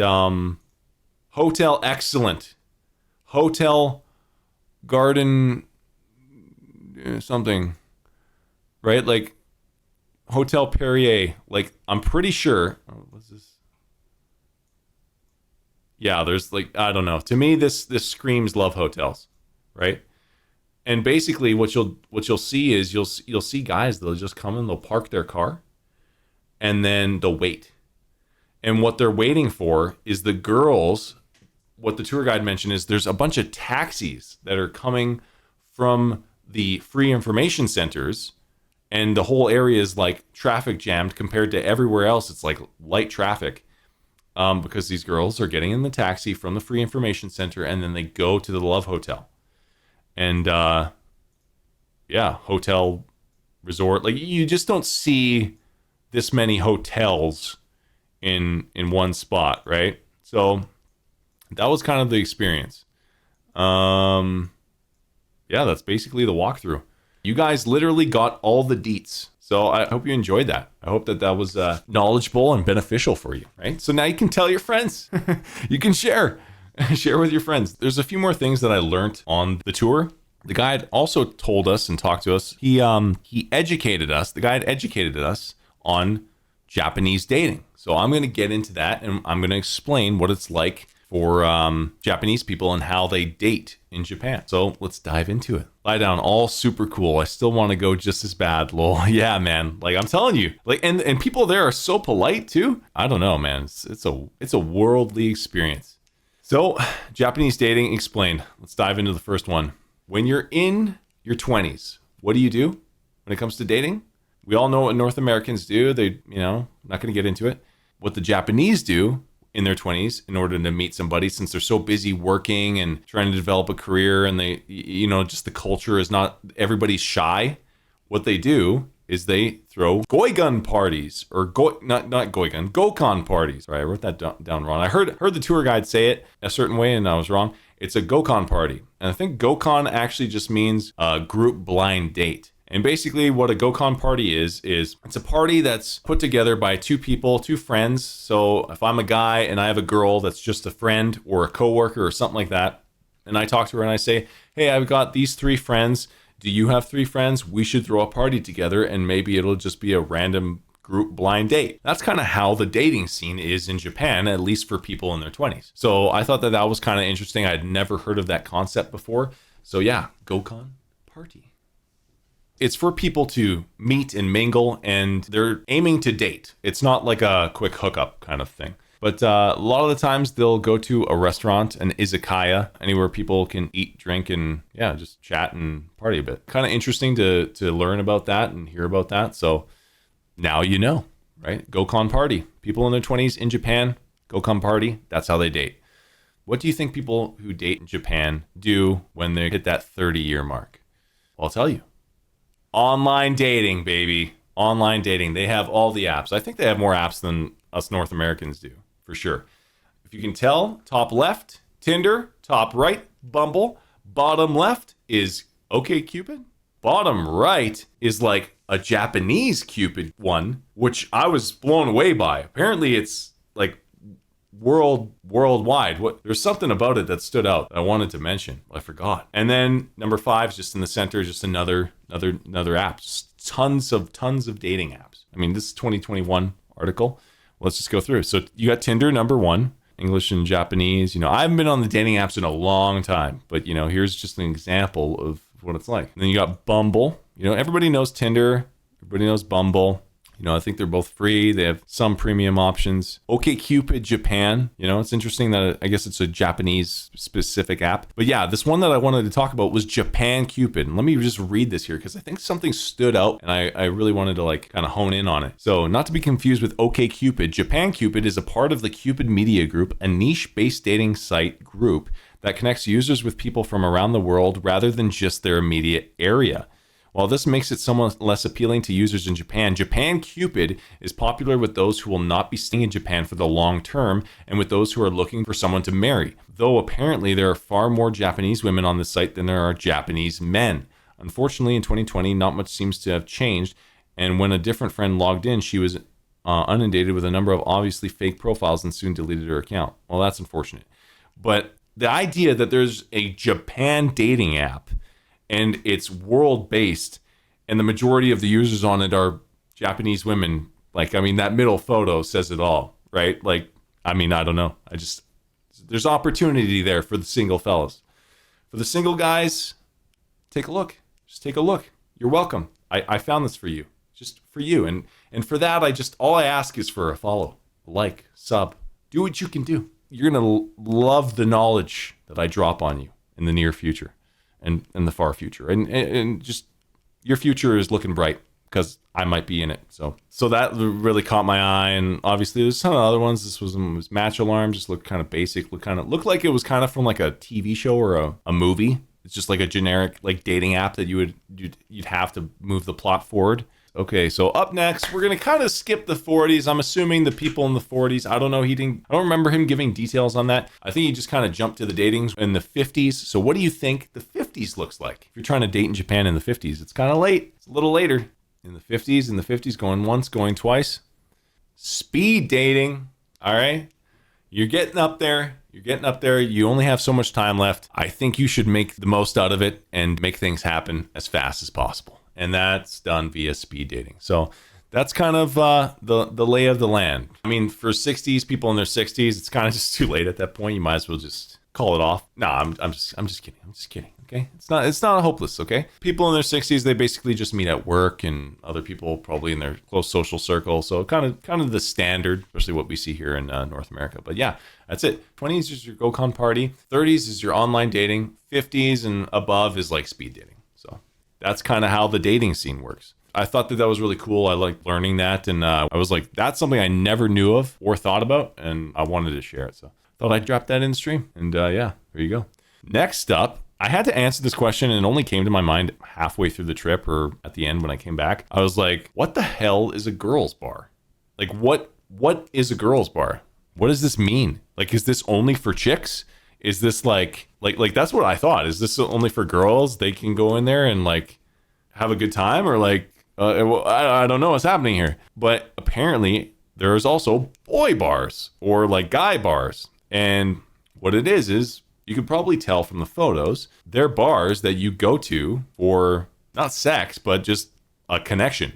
Not an intimate connection or an intimate relationship, but an actual relationship to talk. So it's like a girlfriend bar or a boyfriend bar. So these clubs, guys and girls, will go to their respective club because they're lonely. And it's just from the work culture and the shyness. And I thought that was super interesting. And, you know, I would go and check it out. But there's a big fatal flaw in checking one of these places out. And that is the stuff that proceeds to happen when you go into these places. So basically, what our tour guide explained to us is he had mentioned that, you know, if he uses himself as an example. He says, if I go to the girl bar, my girlfriend bar, and I have a bunch of girlfriends and I go there, I pay $20 and I get unlimited drinks, but I have to pay for my girlfriend's drinks. So what happens is a girlfriend will come up to me and she'll be like, hey, it's so good to see you. I really miss seeing you, blah, blah, blah, blah, and give him a bunch of attention. And then she'll leave. She'll be like, I have to go talk to this person and we'll do this and that. Another girl will come up to you and say, hey, I saw you talking to her and you've been giving her a lot more attention than me recently, and I'm really feeling sad about that. And the guy's like, oh, I'm so sorry. So let me buy you a drink. What can I do to make it up to you? And it's like, oh, okay, buy me a drink. And so what it is like this kind of like a flirty kind of companionship, like get a little bit of attention, but then pay for it via drinks situation. I thought that was kind of interesting, and it was just like, it's kind of super simpy, but I see where it kind of fits into their culture. And this is one of the things of their culture that's what makes their culture so interesting, right? If everybody's really shy and everybody's really lonely and everybody's busy working, when do they have the time to satisfy certain needs? And that's where like this wild, obscure stuff that we think is so interesting and we have to see when we go over there is born. Right? Created. So that's the whole deal with girl bars and boyfriend clubs and girlfriend clubs, what have you. Just thought I'd share the deets on that. Okay, now we're kind of simmering down. We're cooling off. We're back to our kind of regular tour of things. Up next is Asakusa. This is another district within Tokyo, and there's a lot of cool temples and stuff to check out. I have a short video here of just us getting to Asakusa, checking out the temple. Really cool spot. Just, you know, nothing too crazy, nothing too special here personally for me. But yeah, check out the video.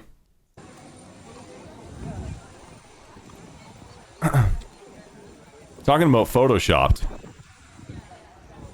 Who's this handsome devil, huh? That's right. That's right. Not photoshopped. Okay? Tangible evidence, tangible proof. Yeah, we're just checking it out. There's like the front entrance here. There's quite a few people, a lot of tourists. And then there's all these like shops along the way when you're heading into the temple area. And yeah, it's pretty interesting. That was the shot. That was the experience. It's pretty cool. I enjoyed it. These are, like I said, all the shops. Like, I don't remember it being this quiet. I remember it being jam-packed, like crazy insane. It was kind of uncomfortable to a certain degree. But before you enter the temple, there's this interesting thing where you wash your hands or you cleanse yourself before you enter the temple. So a little video showcasing that as well. Let's take a look. So you got this rod, right? This rod with the water that you fill in, and then you pour it on your hands. You can take some in your mouth or whatever if you want to. That's what all these people are doing. And then you saw that person in the back there. You like tilt it back and you like wash the handle, and then you put it back upside down. And that's kind of the experience. Thought I'd throw that in there. Kind of a quirky thing. And then, yeah, this is closer to the temple. You can take photo and video inside, but there wasn't too much there that really stood out to me. I thought it was a cool spot to see, and I would definitely, recommend that somebody go see it. I don't know if I would go back and check it out again myself, We kept walking past this spot and we went further and saw another vending machine. And I had to take a photo of this one in particular because it looks so close to the ones that I saw in Shenmue, the awesome Japanese-based Sega RPG that I played growing up. So yeah, this is like an example of Ryo Hazuki drinking a Coke in the game. You can go buy a Coke and have a drink. And so yeah, you can see how similar it is. And I was just like, oh, that's so sick. So yeah, that's just a little side thing that got me hyped up. After this walk, we walked a lot of streets, a lot of vending machines. We ended up at a Ichiran Ramen. This place is pretty cool, actually.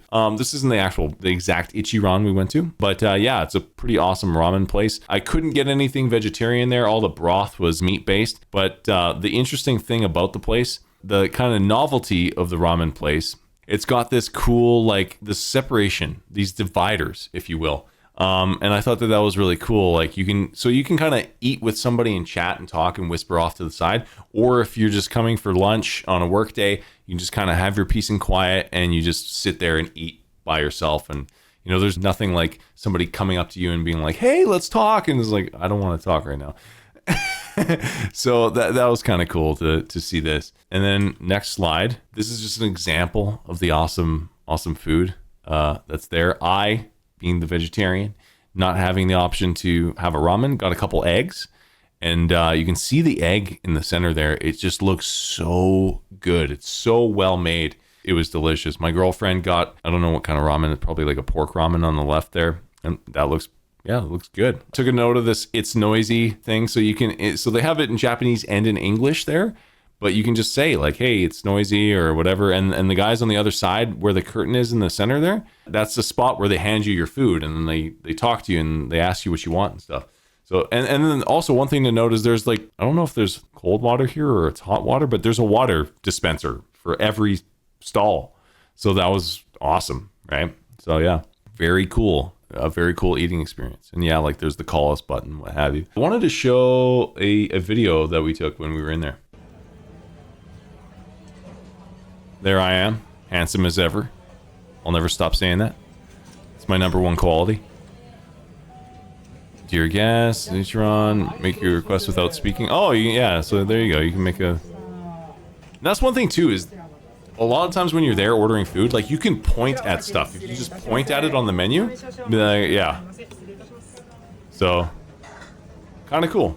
Kind of interesting. There you go. Egg in action. Girlfriend taking her egg apart.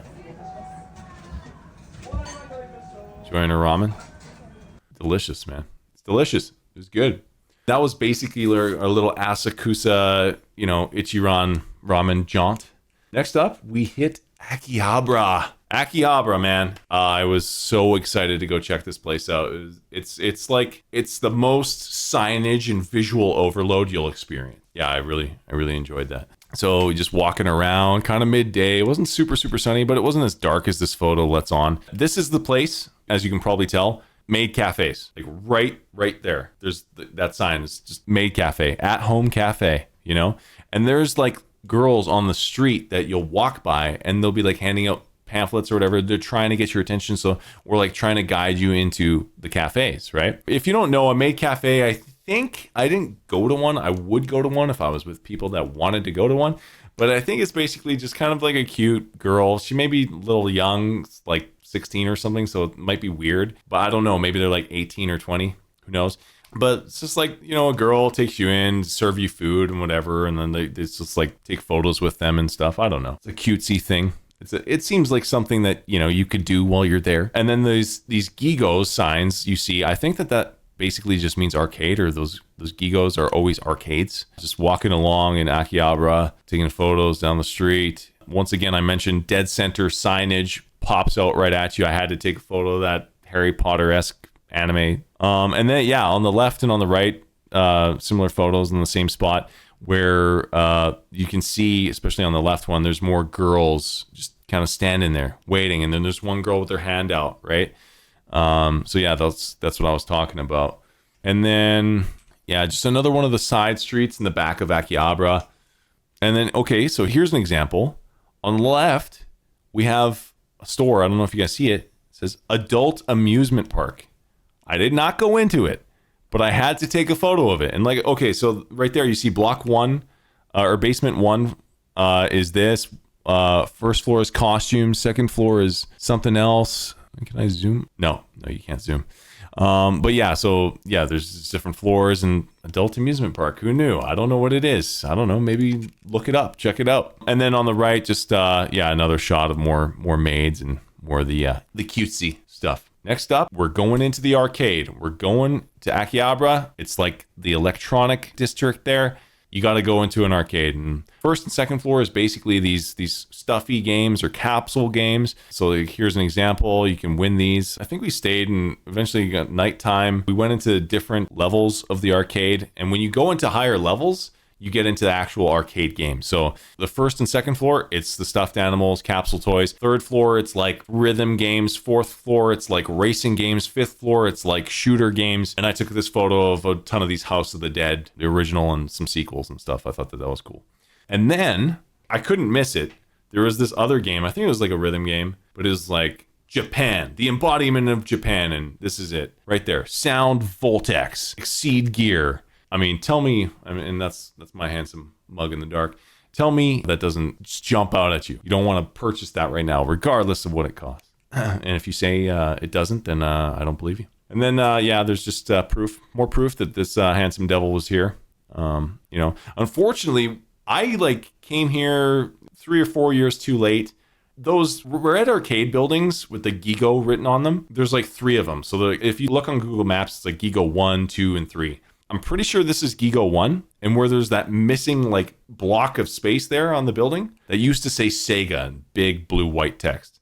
And I'm a big Sega guy, and I was so sad that wasn't there when I was there. But it is what it is. That's life. So this is just like the vibe of the street. And then another one. You get a feeling for how busy that particular street is and, the kind of folks that are around there. And that was basically Akihabara. And we left Tokyo at that point, and then we went to Osaka. In Osaka, we had a lot of fun. This is where we were staying. We kind of stayed in this quieter part of town. This was the shot just from the street outside of our Airbnb, and our Airbnb was it was actually pretty good, pretty cool. Yeah, you probably find it, probably available still. Is Osaka Shinsekai is like the area. There's a lot of cool stuff there. Quiet part of town, older part of town. It was kind of a cool vibe, this part of town. The architecture and the signage and the buildings, it was like you were in 1990s, which is kind of like the Shenmue vibe. So I really enjoyed seeing that. One thing that I really, really wanted to dive into and share is kind of cool. Our Airbnb right here had this really interesting architecture, structure. The design of the building and the apartments was super interesting. And I had to take a photo of it because it reminded me exactly of a particular TV show reference. I'm going to play that reference for you guys right now.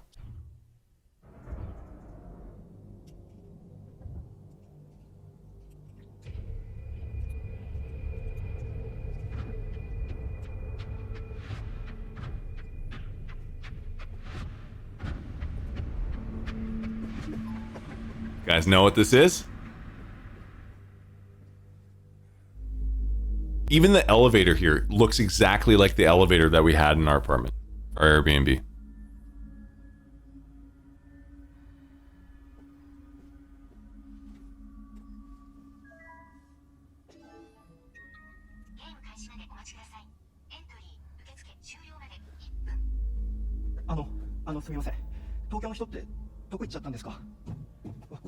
You're getting a little bit of the story here. I'm not spoiling everything for you, but you're getting a little bit of the story.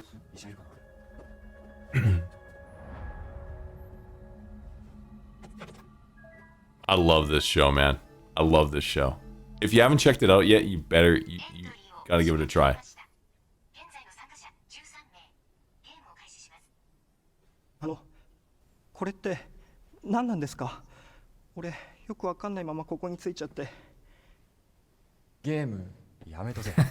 I love how there's English incorporated into Japanese. I just game. See, take a look at the doors. I cut it up. cut it up so that you could get a good vibe of everything. But the apartment building looks exactly, and the doors, the style, like a metal door, it's exactly the same as our Airbnb in Osaka. And I looked it up actually. The scene, this whole in this show, this episode, where this was filmed, I'm pretty sure it was filmed in Osaka, just a little bit ways from us, in an abandoned apartment complex.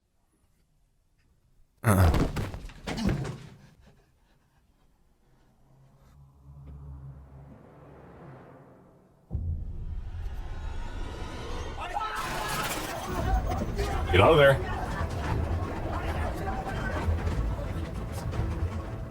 So yeah, you get a little bit of the heat, the intensity of the moment in the show. You know, I'm plugging the show, not just myself, but the show too.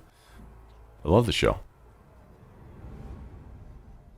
So yeah, anyways, you kind of just get a feel for like that shot right there is like so similar to my shot, other than the doors not being blue and being like orange and gray. Yeah, that's basically like him trying, like you can hear the metal door like clank, you know what I mean? And that's the same kind of experience. And then I shared this part because like it's kind of like similar to our Airbnb with like, it's a little different. There was two doors, or like a step up and another door where you're supposed to take your shoes off before you go into the home. And it's like there was like a big fine in our Airbnb if we didn't do that. But like you can have a feel for just how small like certain things are and what have you. Similar to our Airbnb, we had a toilet in like a separate room, and then like the sink was on the outside. A toilet was in one room, a shower was in another room, and a sink was outside, like same area as the kitchen. So that was kind of interesting. But I'll let the main credits scene play, because I can also point back to this. So like here, this is like more like the Shinkansen spots. Hopefully I can spot some other key district areas in here. I'll obviously spot a few of the main. Shinagawa, we stayed near Shinagawa? Oh, I think we went to Shinagawa.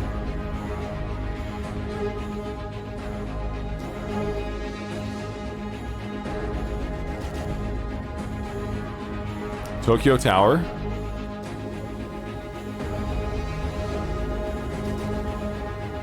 There's mentioning of Shibuya on a sign.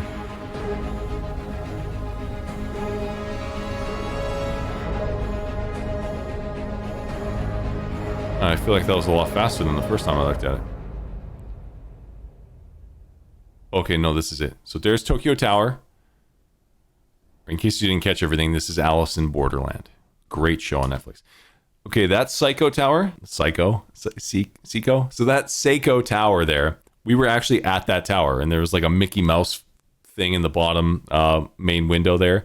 Over here, right here, this building had like a Nissan Skyline in it. But anyway, so we walked right by there, like the photo that I showed earlier of the main vending machines, like the long stack of vending machines, that was taken just down the block that way before we reached this point at the Seiko store. This was cool. I just noticed this earlier today. And there's Asakusa, right? Like you see that. It's obvious. There's no way it would ever be this quiet. No way. And then Shibuya, the scramble crossing, man. And this is what I kind of wanted to point out just above me here, is like that's where the train goes, right? So you get off, you know, just behind my head right here. And then, yeah, we went the other way there to go check out the shopping spots. But yeah.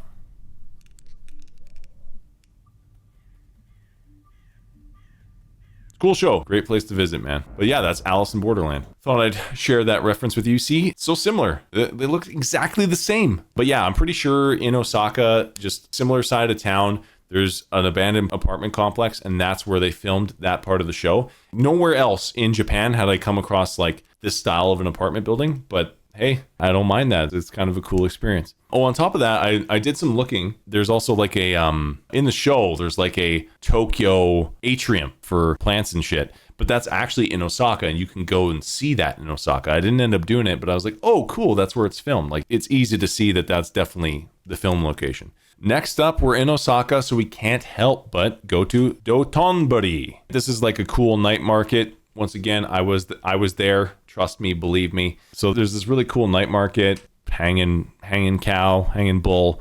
If you see, there's like a giant ass like crab or whatever, and we get a little closer to it. There's tons of stuff here. There's takoyaki to eat here. Can't remember exactly what that is. I think that's squid in like a fried dough ball. But yeah, there's this giant ass lobster crab. Are they the same thing? I don't know. So there's a few particular food items that my friends mentioned that you could get here, and so they got those here. Continuing just walking down. Well, one thing to note is you see there's like this tax-free written on the bottom left here for the store. If you are in Japan, take your passport to certain areas if you're thinking about buying stuff, because you can get things tax-free, especially if it's more expensive. So if you're going to buy gifts, bring your passport.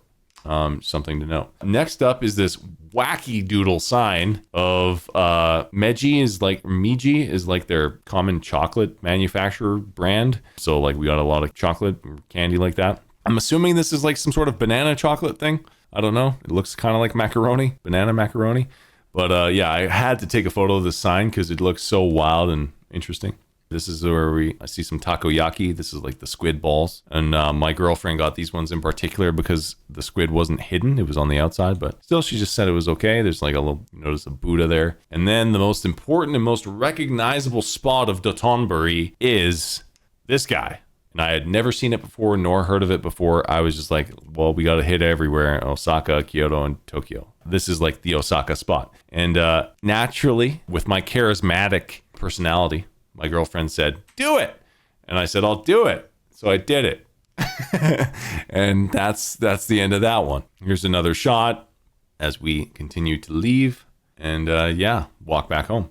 On our way home, we did stumble across a different kind of vending machine, a sriracha vending machine. Yes, that's right. I know your mind is blown, as is mine. Wow. Amazing. $6.50, $7 for bottle of sriracha, just because you need it. You know, you're on the go, you got your ramen, you want to spice it up, throw in some sriracha. So that was kind of that night. The next day, headed over to Osaka Castle. This is just a photo of a cool tree. Entryway into Osaka Castle. Pretty good hike up the hill. There it is, Osaka Castle. It's a Japanese castle in Chuoku, Osaka, Japan. Castle is one of Japan's most famous landmarks, and it played a major role in the unification of Japan during the 16th century. That's really all I know. We just kind of went, took a look at it. There's not much else. It's worthy. You get a nice, good little nature walk. You get a good view of Osaka outside of it, and it was cool to see. You can go in. We just didn't. So yeah. And this is on our way down on the other side. So you kind of enter in on one side and go down on the other side. And now we're, going out for dinner that night and go to this restaurant. And I don't have anything else to show besides this, but it's a quirky, wild, wacky sign. And who doesn't love those? One more photo before leaving Osaka. I never went in, and I wanted to, but it's okay. More Pokemon. That's right. I wanted to go to a Pokemon cafe. There's like a cool little EV drink that you can get or something like that or what have you. But other than that, there's not too much vegetarian options. There's one or two things. But hey, I would go and get like a little Snorlax bowl or something cool to consider doing over there. I think this was my last thing Osaka related. I was thinking we went to the red light district in Tokyo, Kabukicho in Shinjuku.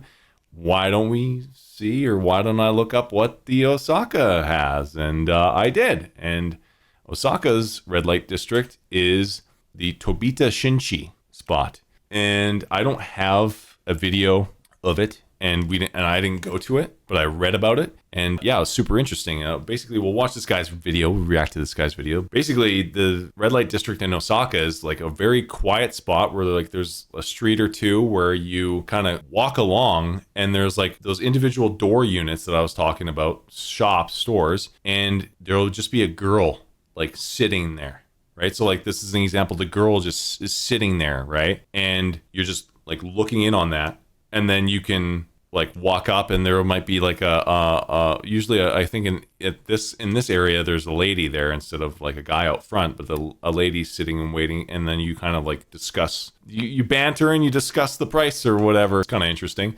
I don't know. I just find this stuff really fascinating, really interesting. And hey, I'm a guy. It's, it's going to be something on my radar. But when we continue talking about Japan, we're talking about important things. And one of the most important things that you'd have to go and see and do in Japan, it's family fun. Not this, but this. Universal Studios and Nintendo World in Osaka, Japan, or like just outside of Osaka. Man, this was a lot of fun. Lots to see. We're going along. We're trying to get in. It's early. We got on the train at like 7 a.m. We're trying to get in early. It's packed. It's so packed. This was the busiest the train had been. This was the moment when people were shoving you onto the train, like shoving people together onto the train. It was shoulder to shoulder, chest to chest, ass to ass. It was just packed. Hey, there's Lawson. There's a gap as well. I didn't notice that. But yeah, we're trying to run in. We're heading to the front here. We're in the line. This is like the ticket gate right there. Yeah, we get past it. We're in the area where you can finally start checking out some special shops, going on particular rides or experiences. And then, yeah, you notice some nice cool Mario spots. I never went into the spot, but, Mario and Luigi, little dessert, sweet shop, snack shop. There's something else here as well. Some merch you can get. Then there is, of course, the Harry Potter, world. You head over to Harry Potter World. They had all the music and stuff. That was pretty cool set up. I think I had a video somewhere, right, where you have the Harry Potter theme music and stuff. That's pretty cool. Maybe I'll throw that into the YouTube video. Yeah, you go on the ride. We went on the ride. It was cool. I've been on the Universal Studios Harry Potter ride. It's the same thing, but it's in Japan instead of in Los Angeles. What was interesting is the Japanese version, right? Because it's in Japanese, so you're not hearing Daniel Radcliffe or Emma Watson or Rupert Grint voices. You're hearing Japanese voices. So that was kind of interesting. And then after, obviously, we had to get some butterbeer. Let me tell you, butterbeer, contrary to what one of my buddies said, it's not disgusting. It's not gross. It has butterscotch flavor. Okay, he did not agree with me. But what I will say is, having tasted them recently and making a mental note, the frozen butterbeer is far better than the regular butterbeer. And the frozen butterbeer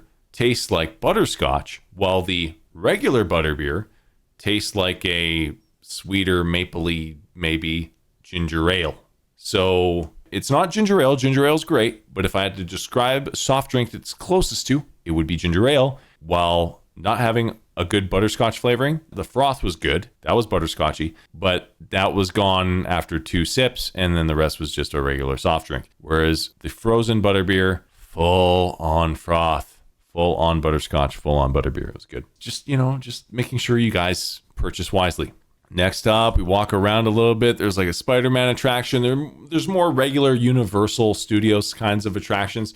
Actually, earlier we waited for like 2 hours in line. That's how busy it was. It was like 2-hour lineups or like 1.5-hour lineups, especially for the Mario lineups. It was like 2 hours for each of them. And there was 2. But we did a Jaws one. And one thing about the Jaws experience is it was super good in terms of like the animatronics and those effects. But like the acting of the boat driver, the chick who's just like, oh, that's, whatever, the shark. And she's like screaming in Japanese, or, like just her reactions and stuff. That kind of level all across the board in Universal Studios in Japan blows the LA Universal Studios out of the water. Just the acting, the people that work there, like Japanese people really take care in their work and pride in their work. So believable. Such great acting. I'm not knocking on you, I'm not knocking you on Americans, okay? Just saying. North America in general, I think customer service could be improved. And there's another thing where North America, I think we can do better. Here, you can see a tiny little sign if you're paying attention, close attention. There's the next attraction, I'll say, and that is the Biohazard Extreme Attraction. There's a Leon route, there's a Clara route. I know you know which route I picked. It was the Leon route, but I wish we had gone back and done the Clara route, right? It's just a matter of timing. Man, it was so awesome. Just wild. And as you can probably guess, since there's a Leon and Clara route, it's kind of themed around, you guessed it, Resident Evil 2. This is a photo of me going up the stairs, or us going up the stairs in the blue light here. I don't know if it might say cameras are not allowed in that spot, so we weren't taking photos or anything. And then, but my girlfriend snuck a quick photo in this RPD one, the Raccoon Police Department. So those are gates, right? You're in your lineup for the Leon route or the Claire route, and then they have everything planned. You're waiting there for like 10 minutes and they open the gate and then there's a lady guiding you and she's yelling and screaming. And it's so awesome. And then behind me, you can see Ada Wong here. So as you can guess, Ada shows up on the attraction. You're being chased by zombies. Zombies are in the hallways and they can kind of reach at you as you're kind of going through the hallways. One's behind you though, and I was in the back because my girlfriend was scared. So like I had to deal with the one in the back that was like running right up close. You know, I'm telling you, like swinging like this, you know, like getting really close. And I was like, damn, this is like freaky because like the acting is believable. It's getting close. It was a really cool experience, not to mention that you hop into this hallway and then all of a sudden you see Leon fighting one of those big hammer dudes from like Resident Evil Afterlife, you know, Resident Evil 4, the movies, when they start to go to Tokyo. There's those big hammer dudes. Leon was fighting one of those. He was like pistoling him, shooting him. And it was just like so, and Leon was actually the actor was pretty big and tall. It was cool.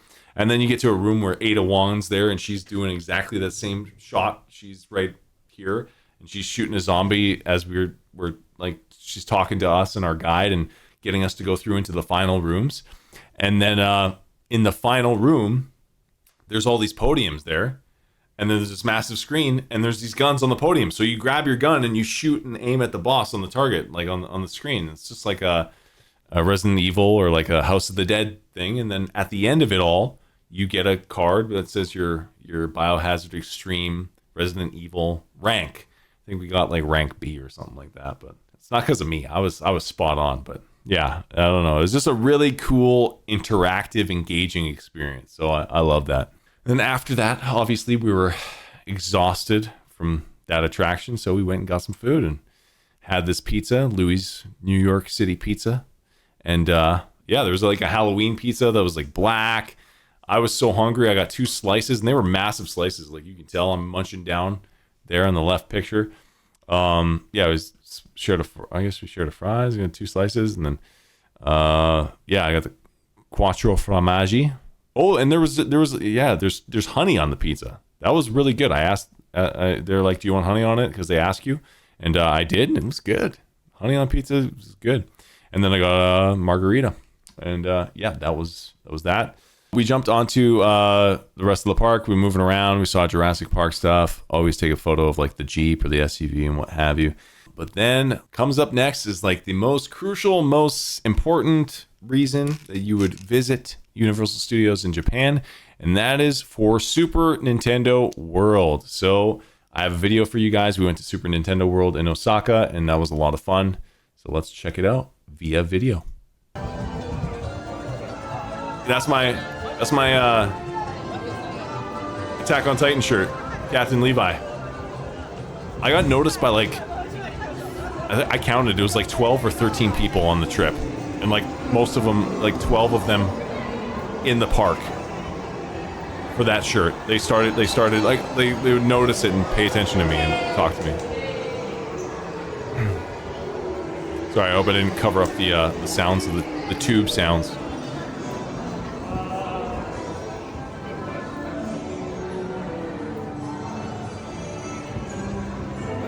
Look at that build. Got a good build there. Come on. Isn't this awesome? Like, this is so cool. Like, I'm more of a Sonic fan, but I was like in the Mario world right here. It was pretty sick.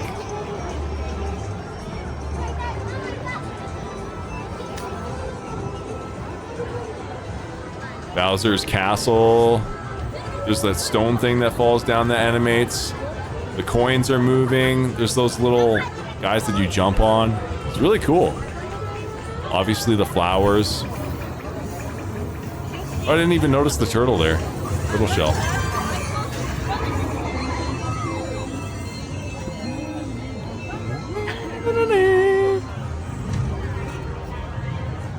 It's like, it's such a surreal experience. Like, I can't say that enough. Mario Motors.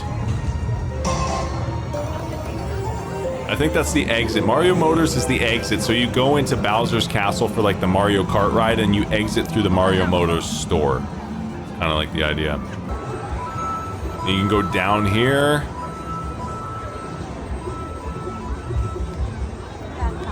There's the Toadstool restaurant. We went and ate at that. You'll see that later. And then there's the One Up Factory, which is like their gift shop. Yeah, they had a Mario and a Luigi. So that was cool.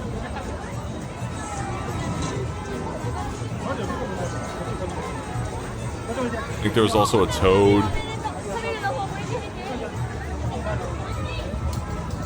There's those little blocks everywhere, those question mark blocks. Kids can jump up and hit them.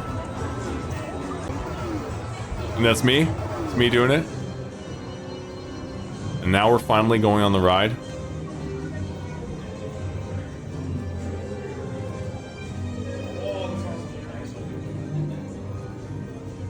There's lots of cool, like, stuff within,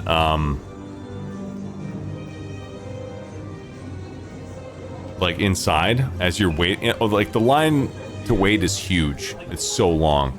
Like, I sped it up because it's just, like, so long. And then you get a view of some of these rooms that you step into, which are just massive line waiting rooms. Then you get closer to the end where there's a little bit more kind of you know, props and stuff to keep you like, oh, cool, this is cool, you know.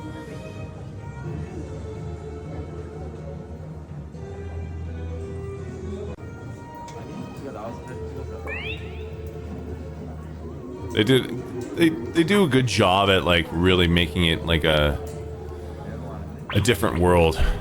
Oh, that's cute. That's funny.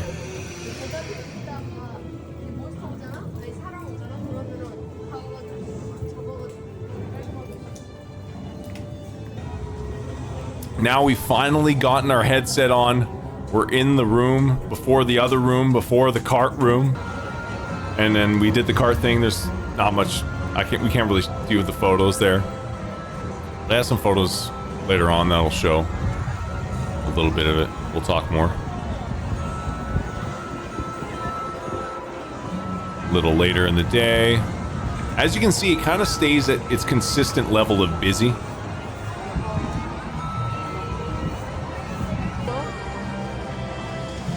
I forget what those guys are called. Check how long it is. There's Toad.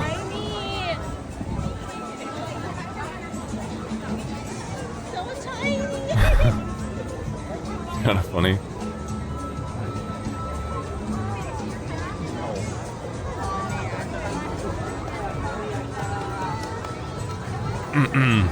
You guys get right in there.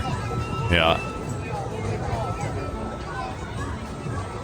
Yeah, it's a good point. Who's in the Toad outfit? Who's in the Toad costume? I think this is in line when we're about to get on, after like hours of waiting, we were about to get on the Yoshi ride. And this is the Yoshi ride. It's just like a better view of the entire park. You go on these little carts. You have a little button you can press to make the Yoshi noise, which is kind of fun.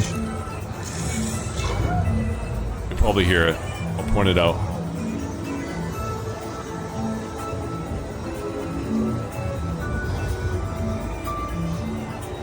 Is it like the egg throwing noise? There's a noise that it makes. Yeah, that's it.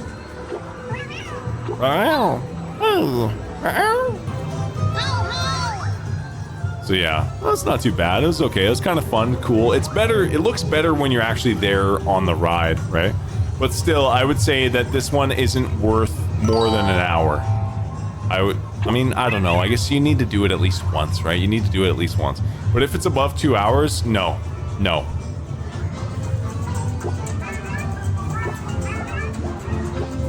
It's kind of cool.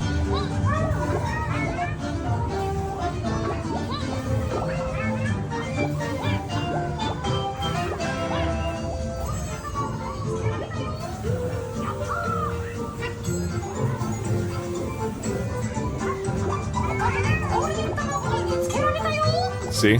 Japanese audio. I mean, naturally, but just when you're visiting, it's a different kind of an experience.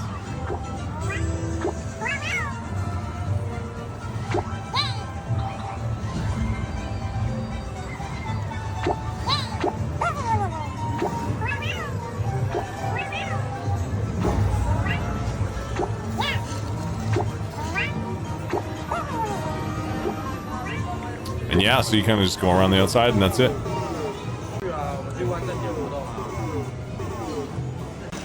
Yeah, that's me having fun. And then this is, we're heading out. It's a little bit of a Halloween theme, as I mentioned. You know, chainsaws. And some of these guys, if you're walking, like, you can walk anywhere, right? But, like, they'll run at you. They'll, like, scare the shit out of you and run at you. So you kind of want to walk to the side a little bit.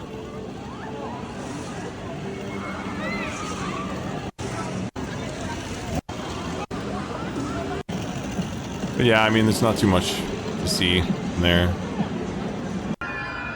Heading out, Universal sign, and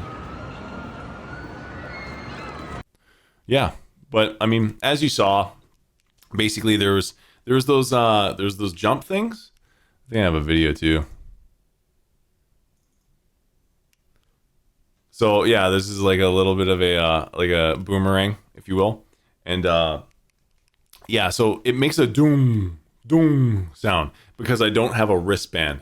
If you buy a wristband for like $20, it'll make the coin sound. So that's just, you know, hey, if the kids obviously care, but kids were going crazy. Adults were lifting kids up to hit this box.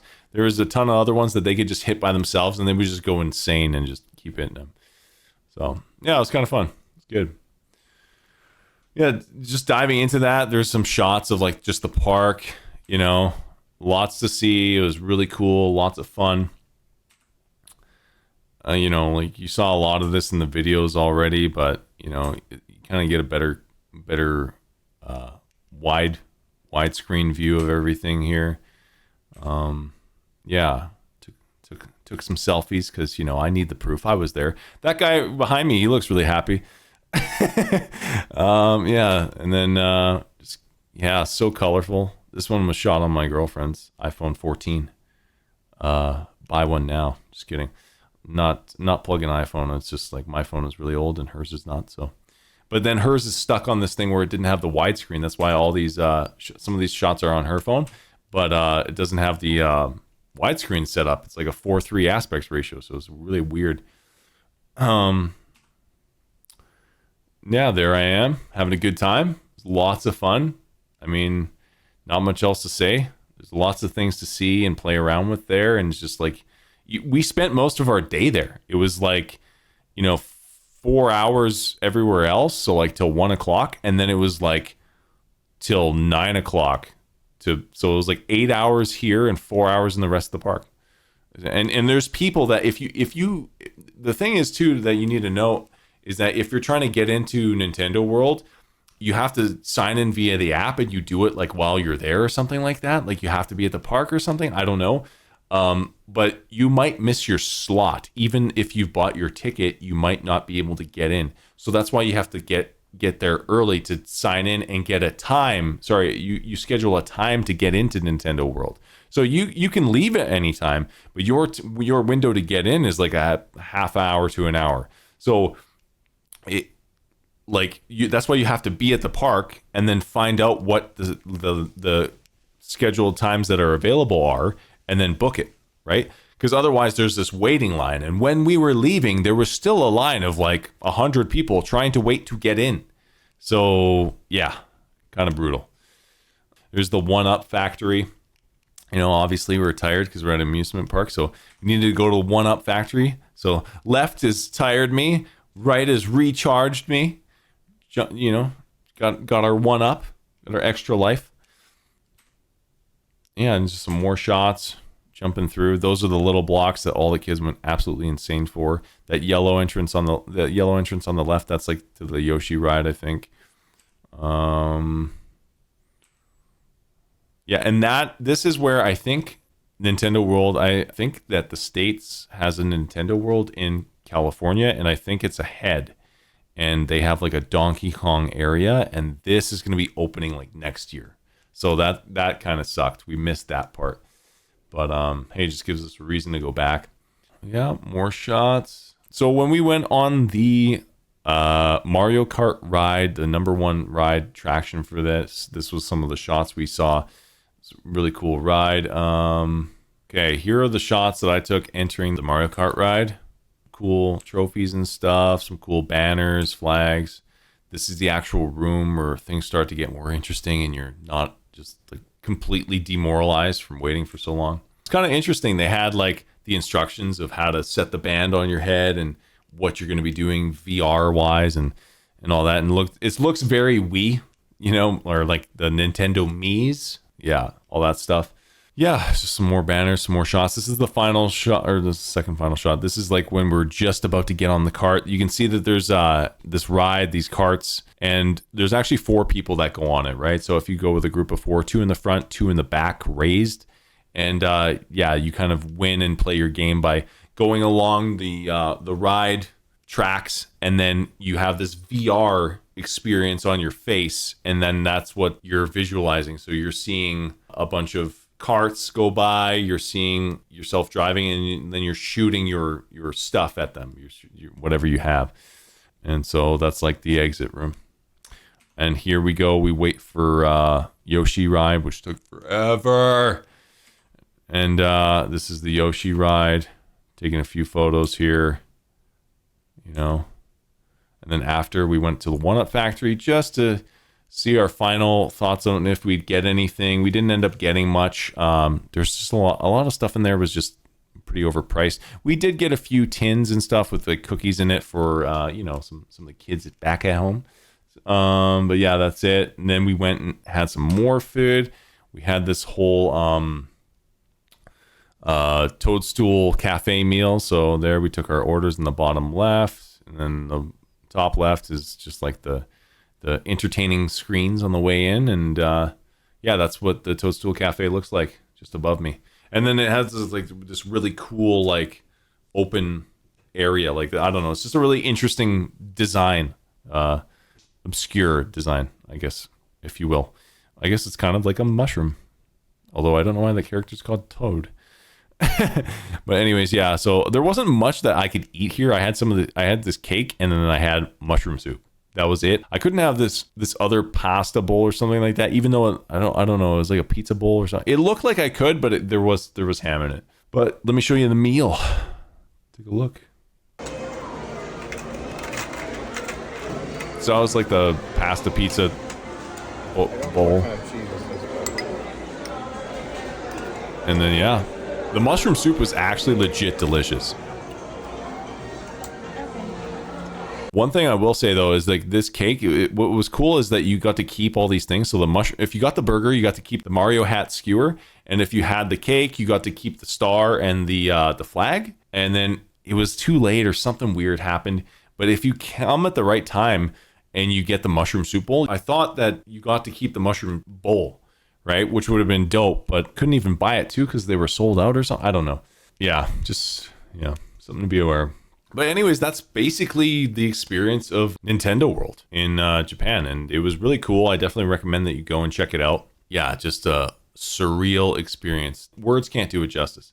Words can't do Japan in general justice, and words can't do the surreal experience of Nintendo World justice. And what I wanted to mention earlier is everybody there was so polite. Like in the Universal Studios especially, I did mention it a little bit, I touched on it briefly, but like the customer service and just how wonderful people were or are in Japan in general, especially when they speak to you, is, yeah, the whole world could benefit from that kind of level of positive, polite interaction. Politeness is a Japanese thing, and it's in their culture. And if you're so polite, even if somebody else is upset or frustrated, they're more likely to be polite. So just try and be as polite as you possibly can in every life situation you run into.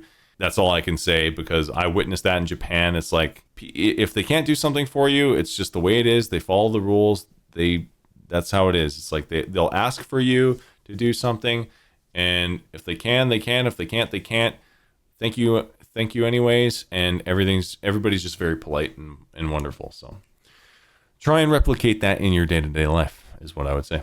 We did Tokyo, we did Osaka, and now it's off to Kyoto. So we hit up Kyoto, had a great stay there. This is just outside of our hotel. First day we were there, just took a shot of this like little river here. People walk up and down the river on the bottom there. There is a walkway just behind me up top. You can see up above me. There's a raised walkway and then a lower walkway. But anyways, we walked a short distance to the Sanjusangen-do. Sanjusangen-do. I'm butchering that. I'm doing pretty well with my Japanese, but that's not one that I remembered or dove too deep into saying. Basically, this is the 1000 Samurai Temple. That's what it is.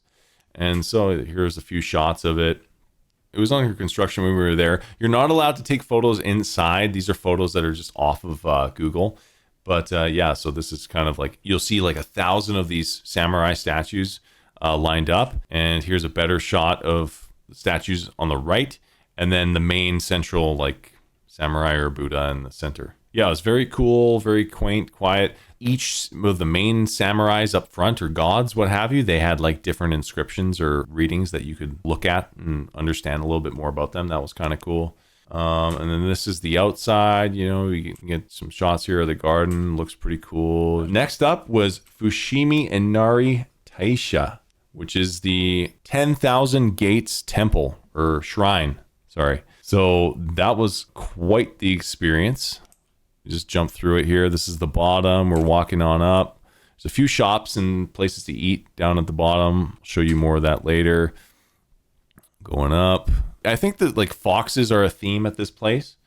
They're heavily present in a lot of the photos that you can see there in these photos with me. Smiling, having a good time. Another photo, proof I was there. And then here's a map just showcasing, you know, where you're at. And yeah, quite a long trek. And yeah, we have a video, so I'm going to throw up the video. Let's check it out. Oh, I think the audio was removed just because of like an Instagram thing. This is my girlfriend's video. So we had a good little walk up here. Pretty busy. I think if you go earlier in the day, it's not such a big deal. It's not that busy. It can be pretty quiet if you go earlier. But yeah, you're just walking through all these gates to different areas. There's a little more temple-y type stuff. You know, 10 years later, going down the other way. Yeah, this is when we were on our way down, but I think we scoped a similar spot on our way up too. And we finally made it back down. Yeah, so that's just an example of how long the trek is. They have these kind of scattered all throughout. You'll run into different checkpoints or different areas, different milestones of your hike. And this is what they all basically look like that. Here's a nice, good looking view of Kyoto. Really cool. It's just built in the nature, man. It just seems so enveloped in nature. Yeah, and this is the top. I don't know these people, but you know, they were there taking their photos. We couldn't really get a good photo here. This was all I could really grab at the top.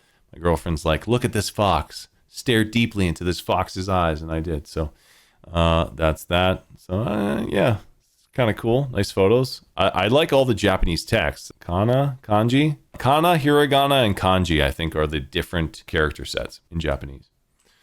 And yeah, we're headed back down to the bottom. We had this kind of like a cheese bun is the wrong word. It's like a waffle. It's like a cheese waffle. That was delicious. At nighttime, we went out just trying to check out the nightlife. Is really cool. Relaxed. Don't have too many photos of that night out. One thing we do have photos of is the place we had dinner at, which was Kyoto Engine Ramen. They had a vegetarian ramen there. It was absolutely delicious. This was one of the things that I didn't mention earlier in the food section of the stream. The ramen that was in Japan was so damn good. Like, it might have been the best food I've ever had, to be honest. I'm not the first person to pick Asian food as my number one go-to, especially after having become a vegetarian. But like, the ramen in Japan was top notch. That was really, really good. Next day, we're heading over to Tenryu-Ji. It's a temple still in Kyoto. We didn't go inside the actual temple itself, but we went to a vegetarian restaurant here. So, you know, I think this is a pretty common spot. You'll see a lot of these photos, recognize some of these beautiful gardens. This is more popular of what you'd expect to see in this temple or in Kyoto. Like, this is one of the hot spots. There's another hot spot that I'm going to bring up after this that you'll probably recognize immediately from just basic travel photos and travel guides and stuff. But yeah, near here is also the bamboo forest. It's like literally 100 meters, 200 meters away. This is the Arishiyama Bamboo Grove. And so it's kind of cool to just take a look at some of these shots. We didn't really go too far into it. Yeah, and then we just enjoyed this. And then the next slide, we went to our vegetarian Buddhist style lunch. And so this was it. It's the Shingetsu Tenryu-Ji Zen vegetarian restaurant that we went to. And yeah, you can just really appreciate like kind of like the architecture, the design of the building and everything. And you don't pick your meal, you just order food, and then like this is what you get. It's kind of that authentic experience. So it was pretty cool to just see and get all this stuff. And it was delicious food as well. Like it was obscure food. There was a lot there. It was kind of odd, but like some things were like, I don't know what this is, but it's like, it's all vegetarian. I try it and it was all delicious, all extremely delicious. And yeah, we have a little video here. So yeah, that's just kind of the front entrance of it. And us going in. Small little Insta story video. And then after this, we actually went to the foot spa. And it was really good. You soak your feet for 10-15 minutes, and then you get yourself a nice little massage. And by little massage, I mean like a, what was it, 35 minutes, 45 minutes massage? It was really good too, because they like set the timer in front of you, right? So like, you know how much time you have in the massage, and so you're like, holy shit, there's like 20 more minutes left in this massage. There's like 10 more minutes. You know, like you're you know, like sometimes you go for a massage here in Canada or like in North America, I assume in the States as well, it's similar, where it's just like you'll book the massage and then, you know, you're like, was that over 5 minutes early, 10 minutes early? You know what I mean? You're like, was that the full you know? But I don't know. That's just me maybe. So yeah, that was that. That day, that night, we went out just for like a night walk. That's my girl on the left. She's like, I've been blurring her out, not, you know, showing her off because I don't want you guys to come and steal her away from me. And it was cool. Kyoto was cool. It was raining. It was just quiet. It was chill. Like nobody was on the roads. It was just relaxed. And then we were out and we just went to Kiyomizu-dera, which is like a super awesome, popular temple in Kyoto. And then that's me in the middle there. These are the shots that we got. And we thought this was all that we could get. But then we walked down the street and up the other side because we couldn't get in. Like the photos that you're seeing here on the left and the right, they're through a fence, a locked gate. And there was no way to get to the parallel road. But if you do get to the parallel road, which we figured out and did, you can actually climb or walk all the way up and you can get to the front. And so that was awesome. And so we did that. And I was happy that we got this shot. We got to go see Kiyomizu-dera, and yeah, this is us there, and it was pretty sick, pretty cool.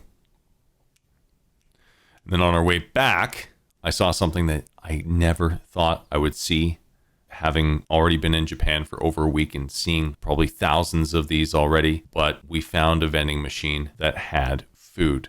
All the vending machines there, every single one of them up until this point, was just drinks. And I don't mind that. It makes sense. Why bother getting food from a vending machine, especially in Japan?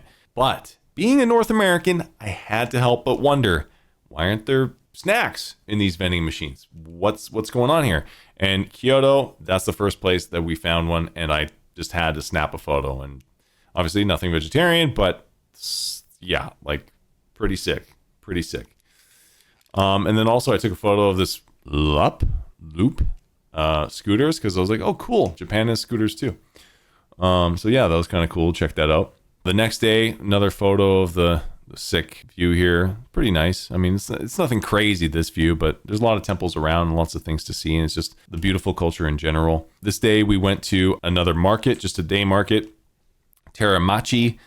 And we had some, okay, so I'll just jump right into the center photo here. That is like an octopus. And some of the shops don't want you to take photos of this, right? They'll have like a phone with the circle and a cross through it that says, don't photograph the food that we're selling, this is what they're selling.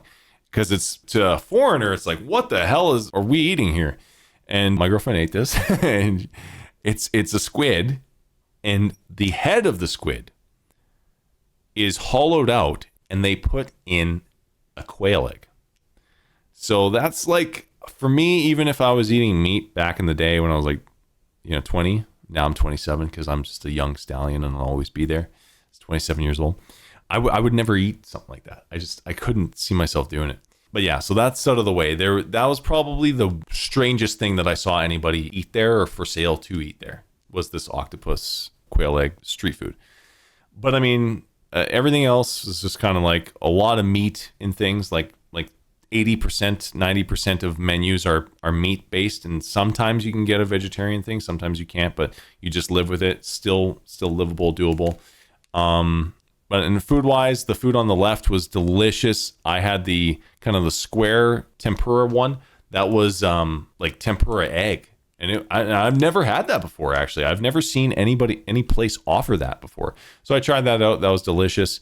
And yeah, my girlfriend had the other tempura. We had some donuts there, which were decent. I'm trying to think about the best dessert that I had in Japan, what it was. I'm drawing a blank. Maybe it'll come to me later. Then after that, we continued on and we made our way up to Toji Temple. And I guess it's also known as the East Temple. I have a few notes. Founded in 796. One of the only 3 Buddhist temples that were allowed in Kyoto at the time when it was the capital of Japan. So that's kind of cool. Also, the first photo that I had that was denoting that we were talking about Kyoto now, in the slide deck, that's what this temple is, the Toji Temple.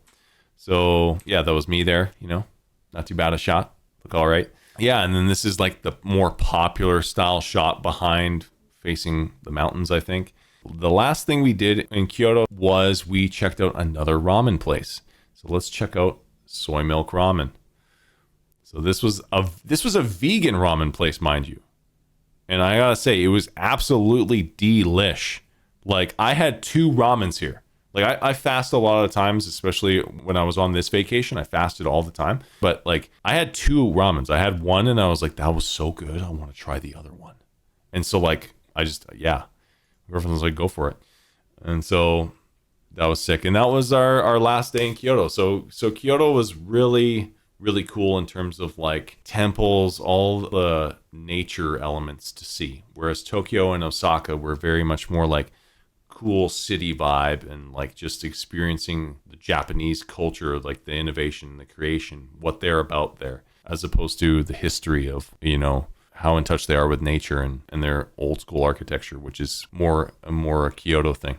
Next up, we're heading over to Hiroshima. So you have to kind of take the Shinkansen, the bullet train a little bit of ways. Oh, this is the first time I said bullet train. Yeah, that's the word terminology I was looking for. The bullet train, not just the high-speed rail. So you take the bullet train. You have to take the bullet train from Tokyo to Osaka to Kyoto to Hiroshima, and then you take regular trains just within each city, what have you. So we went to Hiroshima. We're walking to Hiroshima Castle, I believe it's called there. And this is a nice photo of it and this tree. And what's special about this tree is this tree had been around. This tree has survived the nuclear bomb, the atomic bomb that was dropped on Hiroshima, which blew my mind. And there's a few others, but it's like, that's what the signage on the tree is saying. It's crazy. It's a beautiful, beautiful view. It's a cool little walk. And then we get into like the main area outside of the Hiroshima Castle, the courtyards and stuff. Took a few photos.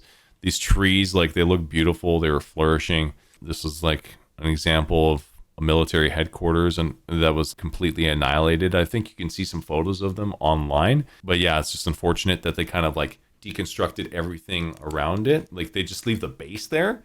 But after the bombing, I'm pretty sure there's still components of the structure just ripped to shreds, but they just disassembled it. So not too visually appealing as it could be, or visually interesting in terms of its historic appeal. But I can see why they wouldn't want people like hanging around or going inside or maybe messing around and stuff. And yeah, next we had a little bit of a snack. My girlfriend's got some sushi on the right. And for myself, I have a double, you got your meal and you got your dessert, your snack. So that was good. Great egg salad sandwich and then banana and whipped cream. How can you go wrong? So that was kind of cool. Had that in the background. There's the Hiroshima Castle. Here's some better shots of it. We actually went in, and each floor, it's interesting because the outside gives you the perspective that it's got the same kind of architecture, but it's really developed inside. It's not like that at all. It's like a museum. Here's me with a katana. You can get your hands on a katana, feel the weight of it and whatnot. And then there's like some samurai stuff in there, and then you can see like the katana and the melding of forging of the blade and the imperfections or like the line of the metal kind of coming together. And then at the top, we got a few photos just looking out over Hiroshima. And it's crazy because you think of Hiroshima in history books and you're like, oh man, that place demolished. It's got to be gone, right? But I mean, they rebuilt it. Like after like 20 years, they started jumping back in there and rebuilding everything. I was surprised. I'm curious about like nuclear radiation and how long you would wait to kind of get back in there. But anyways, on our way out, couldn't help but think, my girlfriend had mentioned this to me before, but with all the trees here and trees in certain parts of Japan, they have this Dragon Ball Z hairstyle tree. So, you know, I didn't have time for the stream. I thought, man, it would be cool to replace my hair with that tree, you know, have a little flash in yellow, like Goku Super Saiyan style Dragon Ball Z experience. So maybe I'll make that a Twitch emote or something. But anyways, there's these interesting trees that they have there and took some photos. This is on the way out. At this point in time, I'm feeling a little exhausted, a little sick of taking photos. You know, my girlfriend's putting the pressure on. Come on, photo. But yeah, so we continue on. We actually head down to the Hiroshima Peace Memorial. So this was previously known as the Hiroshima Prefectural Industrial Promotion Hall. Don't really ask me what that means. A prefecture, to my understanding, is the equivalent of a state or a province. So Canada has provinces, America has states, Japan has prefectures. It's a industrial promotion hall in Hiroshima. I don't know what an industrial promotion hall is, but anyways, I digress. The most important thing to know is this is like the one building that stayed standing after the bomb was dropped. And on the signs out front, it shows you that the bomb was dropped like it was targeting a bridge. Not that that matters anything, but it missed its target and landed like 160 meters one way, and it exploded like 300 meters above the ground or something like that. For some reason in my mind, I'm thinking the reason why this building is still standing is because it was probably the strongest one in the area. And then it was kind of like underneath the explosion. So everything else maybe got that angular downwards. If something blows up above you, maybe you're safer than the stuff that's around it, surrounding. I don't know. But anyways, that's what I thought maybe could be the case. And then here's just the sign that kind of goes into everything and explains it. 8:15 a.m., August 6th, 1945, American B-29 bomber carried out the world's first atomic bombing. And then, yeah, there's a couple different spots. So it was Hiroshima and Nagasaki that were bombed. And that was August 6th and August 9th. And so, yeah, Hiroshima was the first and August 6th. And that's just so crazy, man. So insane. I think total between both of the cities, it's 129 to 226,000 estimated deaths. So that's a lot of people. It's unfortunate, but that's a part of our history, world history. What really kind of got me was this other memorial or story here. I think the one on the left is closer to the Hiroshima Peace Memorial, but the one on the right is a little further away, kind of near some gardens and stuff. And it's the story of Sadako Sasaki. And it's basically this Japanese girl who got radiation poisoning from the bombings because she was 2 years old when the bombs were dropped. And she was severely radiated. And she survived for 10 more years. But I guess she's most widely known as Hibakusha, a Japanese term meaning bomb-affected person. But basically, she's remembered through the story of more than 1,000 origami cranes she folded before her death. So yeah, she was the one with the origami cranes. I think we heard that story as a kid. And yeah, so the folding of the origami cranes is like a symbol. Forget the meaning behind the whole, or like the words that kind of embody her presence through the ages. And it's just kind of like live on and let peace be a guiding light sort of thing. That's not it, but that's kind of like the sentiment, I believe. So yeah, that was something that kind of like stood out to me. And yeah, and I just wanted to take some photos of just the area just to showcase kind of like what it looks like, the vibe, the feels of Hiroshima. This is kind of like the area around the Peace Memorial on the other side of the river. That's basically Hiroshima, the key highlights. Next up is Nara. I don't know if you can tell what critters are in the background behind me, but you'll find out. After getting off at Nara, we had to walk our way to a particular park with those critters that I'm mentioning. In this next shot here, you'll see these kids with these cute backpacks. My girlfriend had to take a photo of that. And then also the cute vending machine, the Pikachu vending machine, stands out a bit. Still on our way up to the park. Things started to get a little bit more quiet. We were more in a city area before. Nara Central, I think. The buses that we took. That was the only place we actually took a bus, was in Nara. And then train, obviously. But yeah, more trains everywhere else. And then maybe we took a bus in Hakone, which we'll get to. But yeah, we finally arrived at the spot we wanted to get to, some temples, some parks, and we found our deer. That's right. Nara is well known for deer, and you can go and pet deer. They're basically civilized. It's kind of insane, to be honest. This isn't even that many deer. There's way more deer elsewhere, or like during the day. We got there late at like 6 or later, and it started getting darker and what have you. And I couldn't go to a place to buy food to feed them, which is something you can definitely do in the day. But it was super cool, and I got somewhat close to the deer.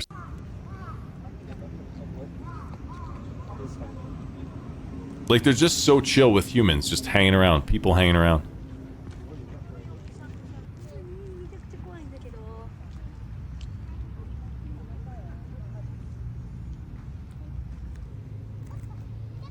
I didn't have food, so I picked the grass, and I was like, I'll do your job for you, and then I can feed you. Yeah, so I got a shot. Got those in. Decided to decide to go for it and pet this guy. My girlfriend told me to bow, but I think the deer was like, you wanna fight me, bro? You wanna fight me? So I don't think I should have bowed at that point. If I had to do it again, I would kind of bow early on and then kind of try and go for a pet and see if they were a little bit reciprocal.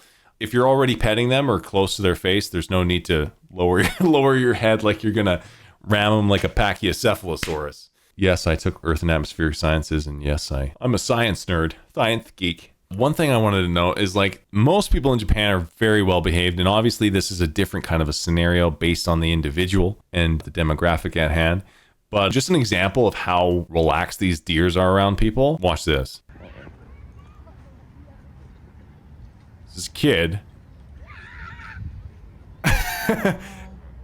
And he's just running up to the deer.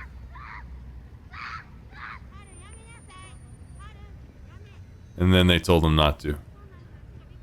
Obviously, you know, it happens. Not every country's perfect, and you know, it's just a kid.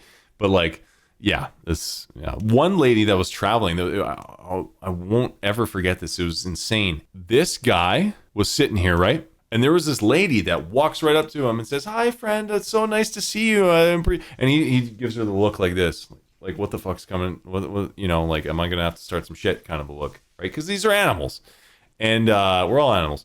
And she's like, "I just want to take a selfie with you. Is that okay?" And she gets right up to this guy, and she puts her camera right in front of him. She's like, "Oh yeah, this is great." And she's like, "This is some tourist," and snaps a few photos, and she's like hugging the thing. And I was like, this is crazy. Like, I would never do that. I don't know. That just kind of blew my mind. So I just had to mention that. And then, yeah, there's me up with my buddy. That's basically Nara. We had a short time in Nara, but I enjoyed it. I would definitely go back to Nara and have more time with the deers there. But onward and upward, or across the country, on the Hello Kitty Shinkansen. That's right. We went on a bullet train that was Hello Kitty themed. They have this there. It's kind of crazy.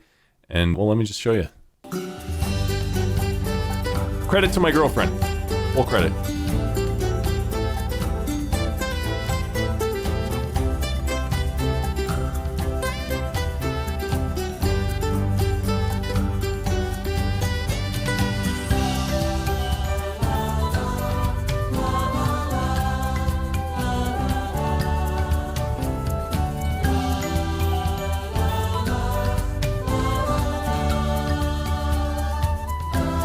You're about to witness some cuteness, some ooh-ooh.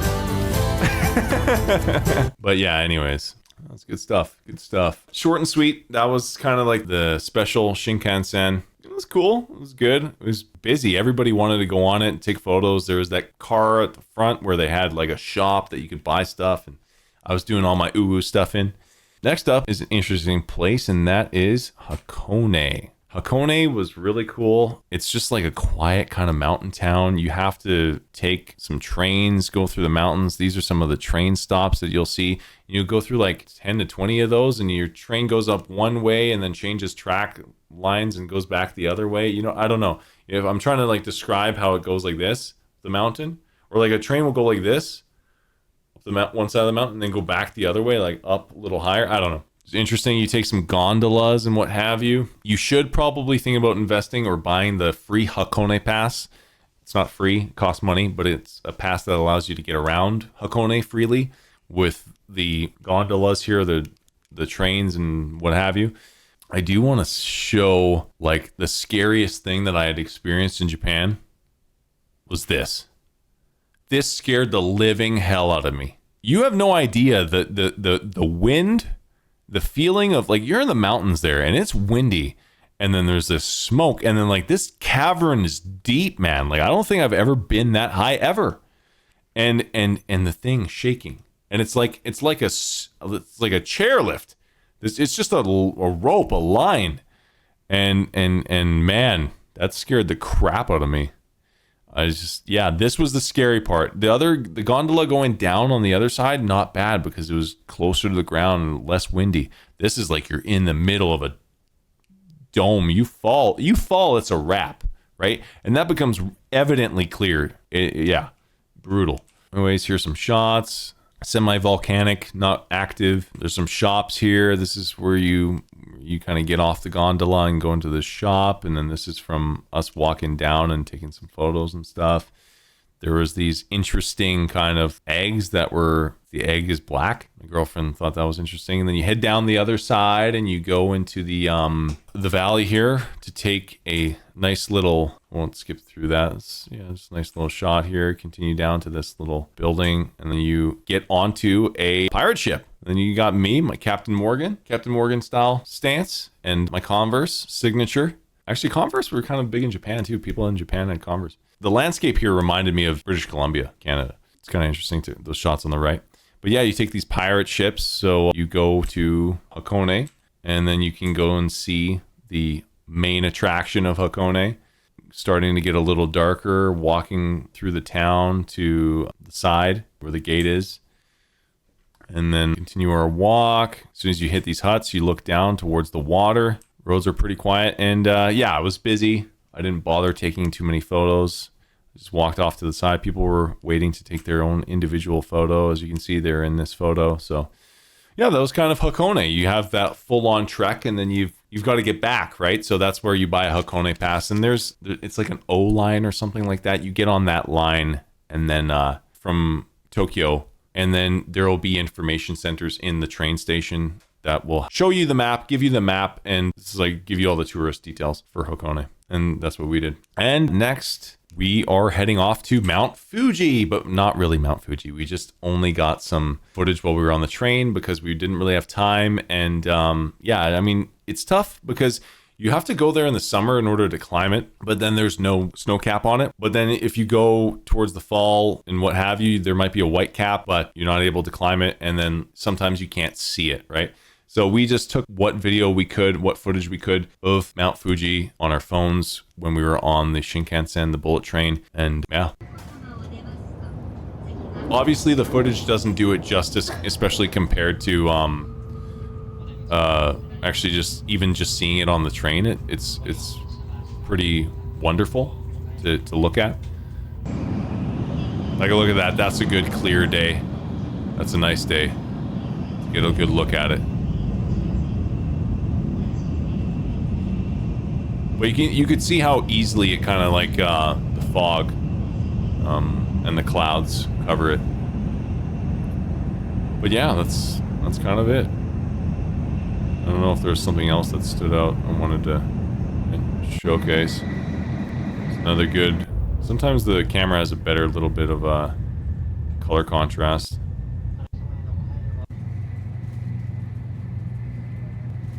It's a little slower. Relaxing view of it. That's kind of all we got out of Mount Fuji. It's unfortunate, but like I said, always gives you a reason to come back. And I mean, we have mountains here, especially where I am in Canada, so Next up, we go back to Tokyo. And here I wanted to just show you guys, because I hadn't shown you yet, but this is the biggest one we had. I want to show you guys some accommodations. Hotel.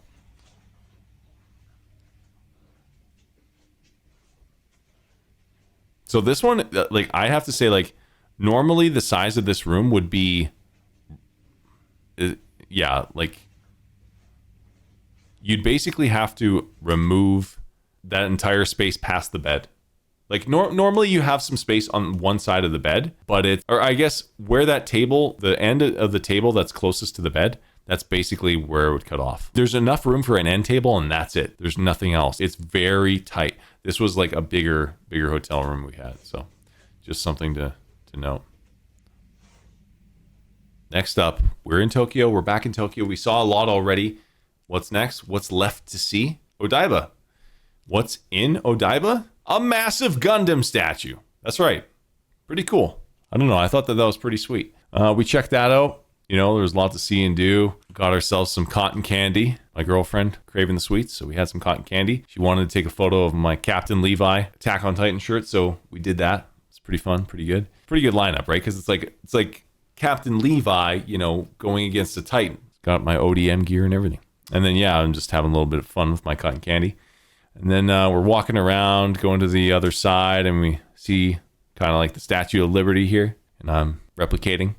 But the main thing, the main attraction that I wanted to go to Odaiba personally was Sega Joypolis amusement park. That's right. There's like a Sega amusement park. You go inside, and who do you see? You see Sonic the Hedgehog. You get greeted by Sonic.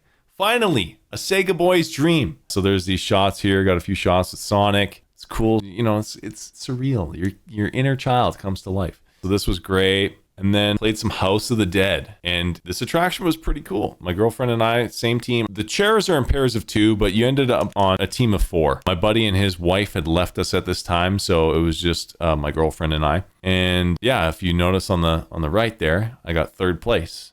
I did an S rank, but 3rd place overall. But I have to say, there was a midway checkpoint in the game, and I was 1st place. And then everybody caught on to what I knew to do. And that was like, I'll tell you in case you ever go to it. If you played House of the Dead, you know that when you're shooting the monster, you're shooting things or looking at things to shoot, sometimes there's barrels. And you can shoot the barrels or whatever, the briefcase or a safe or something up. And then inside there's like coins or money or some shit, right? That gives you a lot of points. And so I was doing that, right? I did that on the first half. I should have waited and not let people onto that. Because, yeah, they started to become aware. Anyways, 3rd place, I'll take it. But that was really fun. That attraction was sick. Next up, we hit Sonic Athletics. That's right. It's pretty sick. There's all these different treadmill tracks. Sonic's 1, Tails 2, Knuckles 3, and so on. Yeah, I was surprised to even see Silver there. Like, not a character I would think not many people know. But yeah, we played these Sonic Athletics games, took our shoes off. Or actually, you had to take boots off, but you could wear shoes if they passed a certain thing. So I could wear my shoes. My girlfriend couldn't wear her boots. And I think I got like 2nd place in this. There was some kid he was like probably like late teens. He knew what the hell he was doing. I had never played it before. So I think I would have won if I had. I knew what was up. But then there was this like cool little Sonic games like this. And finally we come to something that's very crucial and relevant in our meta, our love of Japanese things, and that is Attack on Titan. There was a little bit of an Attack on Titan attraction that we went to that was sick. There was these statues of Captain Levi Ackerman, and Eren Yeager. And so that was cool to see. And this is Captain Levi slitting my neck. But yeah, and then on the right there, that's the attraction. The attractions here are still really good. You know, you just got into like an elevator with a screen and you saw like a Titan scene, and then the guys are leading you through like the thing, and there was a big Attack Titan head and the sound effects and everything. It was all very good, immersive acting, and I like that. And yeah, there was a few other slides. We went on a roller coaster too. That was really fun. It was a Sega roller coaster. It wasn't much for I got 1st place, but it was kind of like dumb, the competition things. It was like, I don't know, you aim and shoot or time the clicks or something like that. It wasn't really competitive in my opinion. But I didn't realize it was actually a massive roller coaster. Well, not a massive roller coaster, but like it wasn't just like a ride you went on, like the Mario Kart ride, and you did some stuff and got some points and see who did best. It was like the roller coaster that went in and around the main area of the amusement park. It's a smaller park, but still, it's an average size roller coaster, 4-person roller coaster. So, and the seat things were so tight on me that I started to have cramps on like my left side of my stomach. That really hurt. So like I had to get out of there to get this thing off, because it's like it's meant for smaller people, right? And I'm like 6'4", so that kind of stung a little. That hurt. Top of that, there's a lot of other attractions that were just like you head into a seated cart thing, and then that rides forward into a room that's got like this 4D experience, and you're jumping and bumping around. Yeah, it's kind of cool, pretty good. There's also one of those at the Universal Studio, and I have to say that the anime style that they did with that was so good. I definitely recommend that. Yeah, definitely worth your time. But anyways, we stepped out, and this is Odaiba district in the nighttime. Took a photo of this bridge. Apparently, I think this bridge lights up with like rainbow colors in the month of December, if I'm not mistaken, the Rainbow Bridge or something like that. Here's a photo of Joypolis and, my favorite Sega branding outside. Here's a photo of the Gundam statue in nighttime in Odaiba. And Odaiba is like kind of like the scientific or the technology area, I would say. Let's take a look at the second last video, the Gundam statue. So this is kind of cool. It moves like the unicorn. I think it's a unicorn Gundam, right? Makes sense.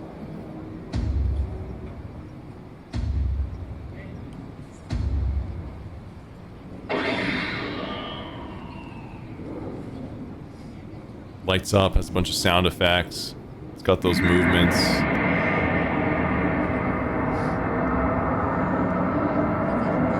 Pretty impressive.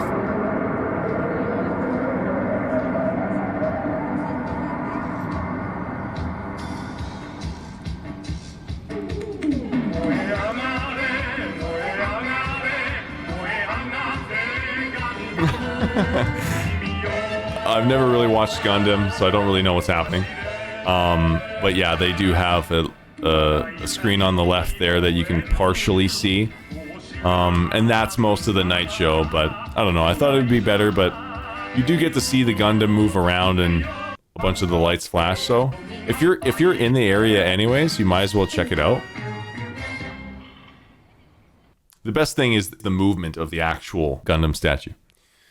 All right, last but not least, well, not really last, cool inventions. I had to leave some sort of a note and mention certain things. I'll just throw this one up there. This doesn't show the full story of the invention, but we went to this place like Moss Burger. It's a pretty popular burger joint there. And you got these packets, and I was like, how do I open them? This isn't like North America where you twist the packet off the top or whatever. I was like, how do I eat this thing? Or like put the sauce on my burger.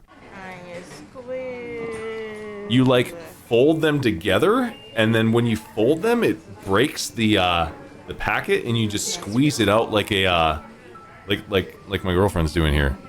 You know what I mean? You see that? You see that? It's kind of like, it's like a hard container, but it's not extremely evident what you do at the start, but you just fold them the opposite way and then squeeze the sauce packs together. If you only want one sauce pack and not both, I don't know what you do then, but cool invention.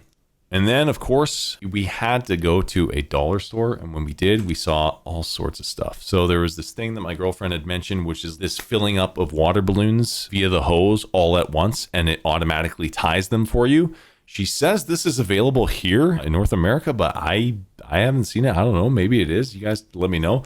But I thought that was freaking awesome. I would love to get one of those. So instead of you filling up a ton of water balloons, this will just do it all like once, all for you. That's great idea, great invention. And then they had like these egg things, because they're all about like eggs there. So they had like this egg hole puncher, which the idea is like the weight of the egg will rest on this thing, and it's a needle. There's a needle there that will punch a hole into it that's so small that you can still hard boil the egg, but then the egg is really easy to peel. I still have yet to try it. I did buy one of these, so I have to give that a go. There's an egg timer. And then I got another egg thing that makes you make like a semi-soft boiled egg in the microwave, with a certain lid and like a half lid on it, and tells you to fill up water above the yolk and whatnot. Lots of cool things there. Lots of great inventions. Probably the best invention I saw was this thing.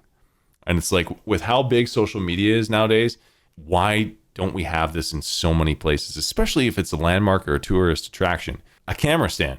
Get a camera stand. You put your camera on it. It holds the camera. Not just like, well, you need a stand for your camera on this thing that lifts it at a proper height. But no, it holds your damn camera. And so, yeah, and then you just take a photo. This is it in action. It explains to you what the hell it is. And then this is what it's for. It's for this little, cutout. So that was pretty sick. But now I keep mentioning, when you talk about Japan, you say, this is the best thing of Japan. And then you get to the next thing, you're like, oh, wait, now this is the better thing, right? Because there's just so many great things about Japan. The next cool invention is washing machines. But not just washing machines, a washing and drying machine. So it does both. So you don't need to switch your clothes out from a wash to a dryer. It seemed like a no-brainer. It was pretty easy to digest and understand. And then there's the English right there. Wash and dry regular, wash and dry less, wash, dry more. Pretty good, pretty clear, and it worked well. So really happy with that product. Really happy with that product. And even in the keying in part too. Like I think you just keyed in your code and press go. And then you key in your code and press open or whatever, right? I don't know. It's just a very intuitive, well-designed stuff. And if you didn't understand this, which obviously not going to understand it as a foreigner, you just got your Google Translate and you're good to go. Yeah, so those are kind of like all the main cool inventions that I noticed when I was on my trip. But there's one more kind of whole segment of cool things, and it kind of pertains to inventions, and that is toilets. Japan is notorious for their toilets, and there's a good reason why, and I'll get into that right now. This is your standard Japanese toilet. You've got, I don't know, the design of it is just better even than a North American toilet, not to mention all the features, the additional features. So for the features, you've got a couple different variants of the bidet, I think, depending on what you're cleaning down there. You can have a dryer, you can have music, so that if you're having not the best day, you're not disrupting or feeling like you're a disruptive individual in a public space, and then you just stop whatever it is you're doing when you're done. And I don't know, I think that they have their hygiene down. Like everybody there is, well groomed. I don't think there's anybody that stinks over there, simply because like if you're going throughout your day and the only thing that's going to stink is stinky business, and if you have that handled and it's top of the line hygiene, there's nothing to worry about. All I have to say is get me a Japanese washer and dryer and get me a Japanese toilet. But back to the weird things of Japan and the Japanese culture, or the interesting things, I should say. This next thing is quite interesting, and I'm not sure if you're going to guess what it is, but I'm going to throw it on the next slide. Let's bring it up. Can you guess what this is? Quickly guessing. Okay, you don't know? Here's the answer. It is a urinal that is a video game. Yeah. So the photo on the left is legit the photo I took. The photos on the right are taken from the internet, but I'm pretty sure they're taken from the exact same spot, which is Sega Joypolis amusement park, which we discussed earlier. And yeah, you just pee on the target, and then like some little screen thing goes on. I think some places you can win a toy or something, maybe a capsule toy. I don't know. But if you have a lot of juice, you can be a winner. I unfortunately did not win because I had been peeing on the regular. But anyways, cool little interesting graphics for you. Both video game graphics, literally video game, and marketing graphics. Kind of fun, kind of interesting there. One thing I will say is I used a particular toilet, a particular layout, a particular setup that I had never seen before, and I thought was so interesting.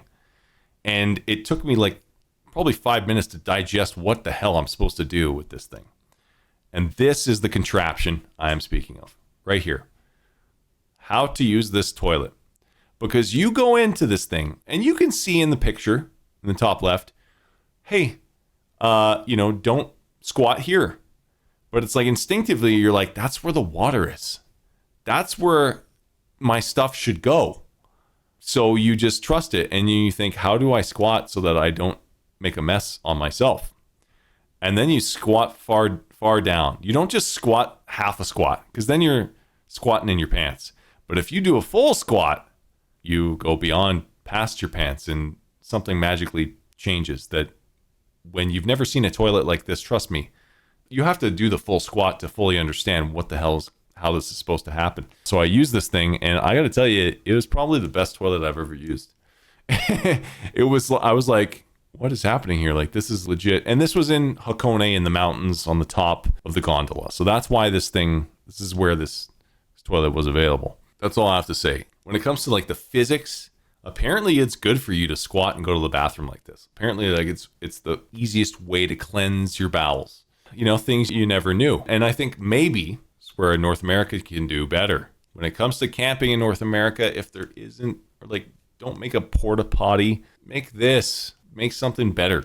You know, at least when you're in nature or not in a common kind of infrastructural area, high level of infrastructure, have something like this available. Just saying. Okay, and that covers our toilet segment. Yeah, never thought I'd say those words. Next up, we're going to cover words I learned while in Japan.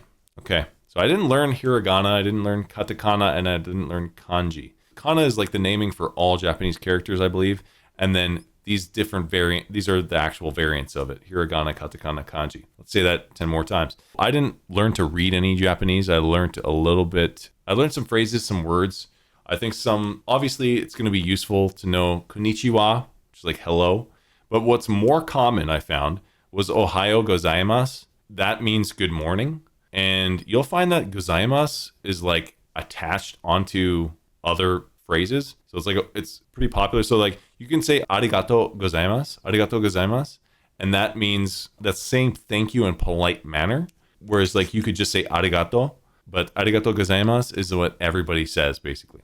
And then sumimasen is a good one. Sumimasen is like excuse me or sorry, a light version of sorry. What I'm telling you right now is more of like what you'll actually hear as opposed to what you might study or think is right, but it's not common practice, right? Like apparently people will say domo, which is supposed to mean thank you or something because they watch it in animes, but people don't say that. So yeah, don't say that. But apparently from Duolingo, which is what I use to kind of learn more words, gomen, if you Google it, is sorry. And gozaimasu is like you're being polite about it. But gomen is more serious than sumimasen, as in like you're accepting fault or responsibility for what was done. Whereas like sumimasen is just like, excuse me, sorry, a quick, small sort of like a thing. But it's good to know that, right? You want to be able to greet somebody, you want to be able to say thank you, and you want to be able to say sorry or excuse me. Right? That'll get you far. But then on top of that, I learned counting to 10, which is ichi, ni, san, shi, go, roku, shichi, hachi, kyuju. I think that's right. And then what else did I learn? I learned to say biru, batoru. These are like words that are English, but absorbed into Japanese. So you already know apparently like 10% of Japanese. If you just, like in that Alice in Borderland clip earlier, you say gemu or something like that, right? Mizu is good. And then another common phrase that you should just know is please, right? So kudasai, mizu kudasai. So water, please. So if you can say please, thank you, hello, and then you just point at whatever it is you want. And then you can say tamago. And then one thing you might want to know, or is interesting to learn, is that Japanese is a moratime language. It's not a stress time language. So what that means is they try and have each syllable be the same in length that it's spoken. So English, there's an emphasis on things. We'll say opportunity, or a good word is wasabi, as opposed to wasabi. North Americans will say wasabi. And then in Japan, they'll say wasabi because they're trying to make sure everything is equally timed out. I learned vegetarian des, which is like, it's vegetarian kind of thing. And that's my way of asking. But it's interesting that vegetarian turns into vegetarian, like with a B and a J. Vegetarian becomes vegetarian des. And then one thing I learned was like, eki wa doku desu ka, which is like, where's the train station kind of thing. But that's a little bit more complex, and yeah, but not that I know much, but yeah, it's just I know a little, and I was happy learning it, and it's fun learning it. And if you want to learn, I suggest trying an app like Duolingo, although they do bombard you with like emails and notifications and stuff, but and it does get a little repetitive, but you'll learn a lot. Next, Q&A. So there was some funny stuff or Q&A stuff I wanted to answer, basically answering all things related to Japan now that I'm an expert. I'm an expert. Obviously, I'm an expert in all things related to Japan because I've been there for 2 weeks straight, I've traveled, I've visited. So just anything interesting, things of note that you want to know, ask away. One or two things that I have in mind that I wanted to cover that are kind of interesting is that there isn't a tipping culture in Japan. And that's actually pretty awesome because they take their work so seriously. And even though I wanted to tip so many people, they view it as them not doing their job well or not living up to par. So there's no tipping culture. And I really like that. I appreciate that because then it's not like this whole thing of, something costs $10, but then tip somebody $2 or whatever. Like when you go to Mexico or other countries and tipping culture is a thing, even here in Canada and the US, it's like, it's a little bit, I don't know. It's something that it feels like should be on the onus of the employer to make standard of living and the quality of pay that their employees receive higher. It shouldn't be on the customer. And then also in certain countries, then it just causes problems with corruption, et cetera, et cetera. So it's better, I think, that that's gone. So I love that Japan doesn't have tipping culture. And one other thing that kind of stands out is eating or drinking while walking and being on the train is like kind of not a thing. They just don't do that. They don't really... It's frowned upon. So that's one thing is I kind of don't like the fact that you can't, like, it's kind of looked down on you if you like go to the place, get a sandwich, go outside and want to eat it. It's like people just kind of like eat it in like you can eat or drink on like the Shinkansen, the bullet train, but not like on the smaller trains, which I kind of get. But yeah, at some point the spots where you like don't eat in front of this place unless you bought food here, or go eat in this designated place, that kind of gets a little annoying. But those are just small things. I mean, last but not least, in an alternate universe, in an alternate timeline, I had my Shenmue video ready. But unfortunately, there was too much on the stream, too much pressure. I did so much prep work, and the streams lasted so long, 4.5+ hours. I wanted to show a Shenmue video. I wanted to walk through it, but we couldn't get to it. We couldn't get to doing it, but I will probably release it on YouTube or on Twitter or what have you. I will get it done because I know there's a Shenmue following out there, and I think the video has potential. Looks like it could be awesome. My girlfriend did a lot of hard work with some recording, so I'm gonna try and make that happen.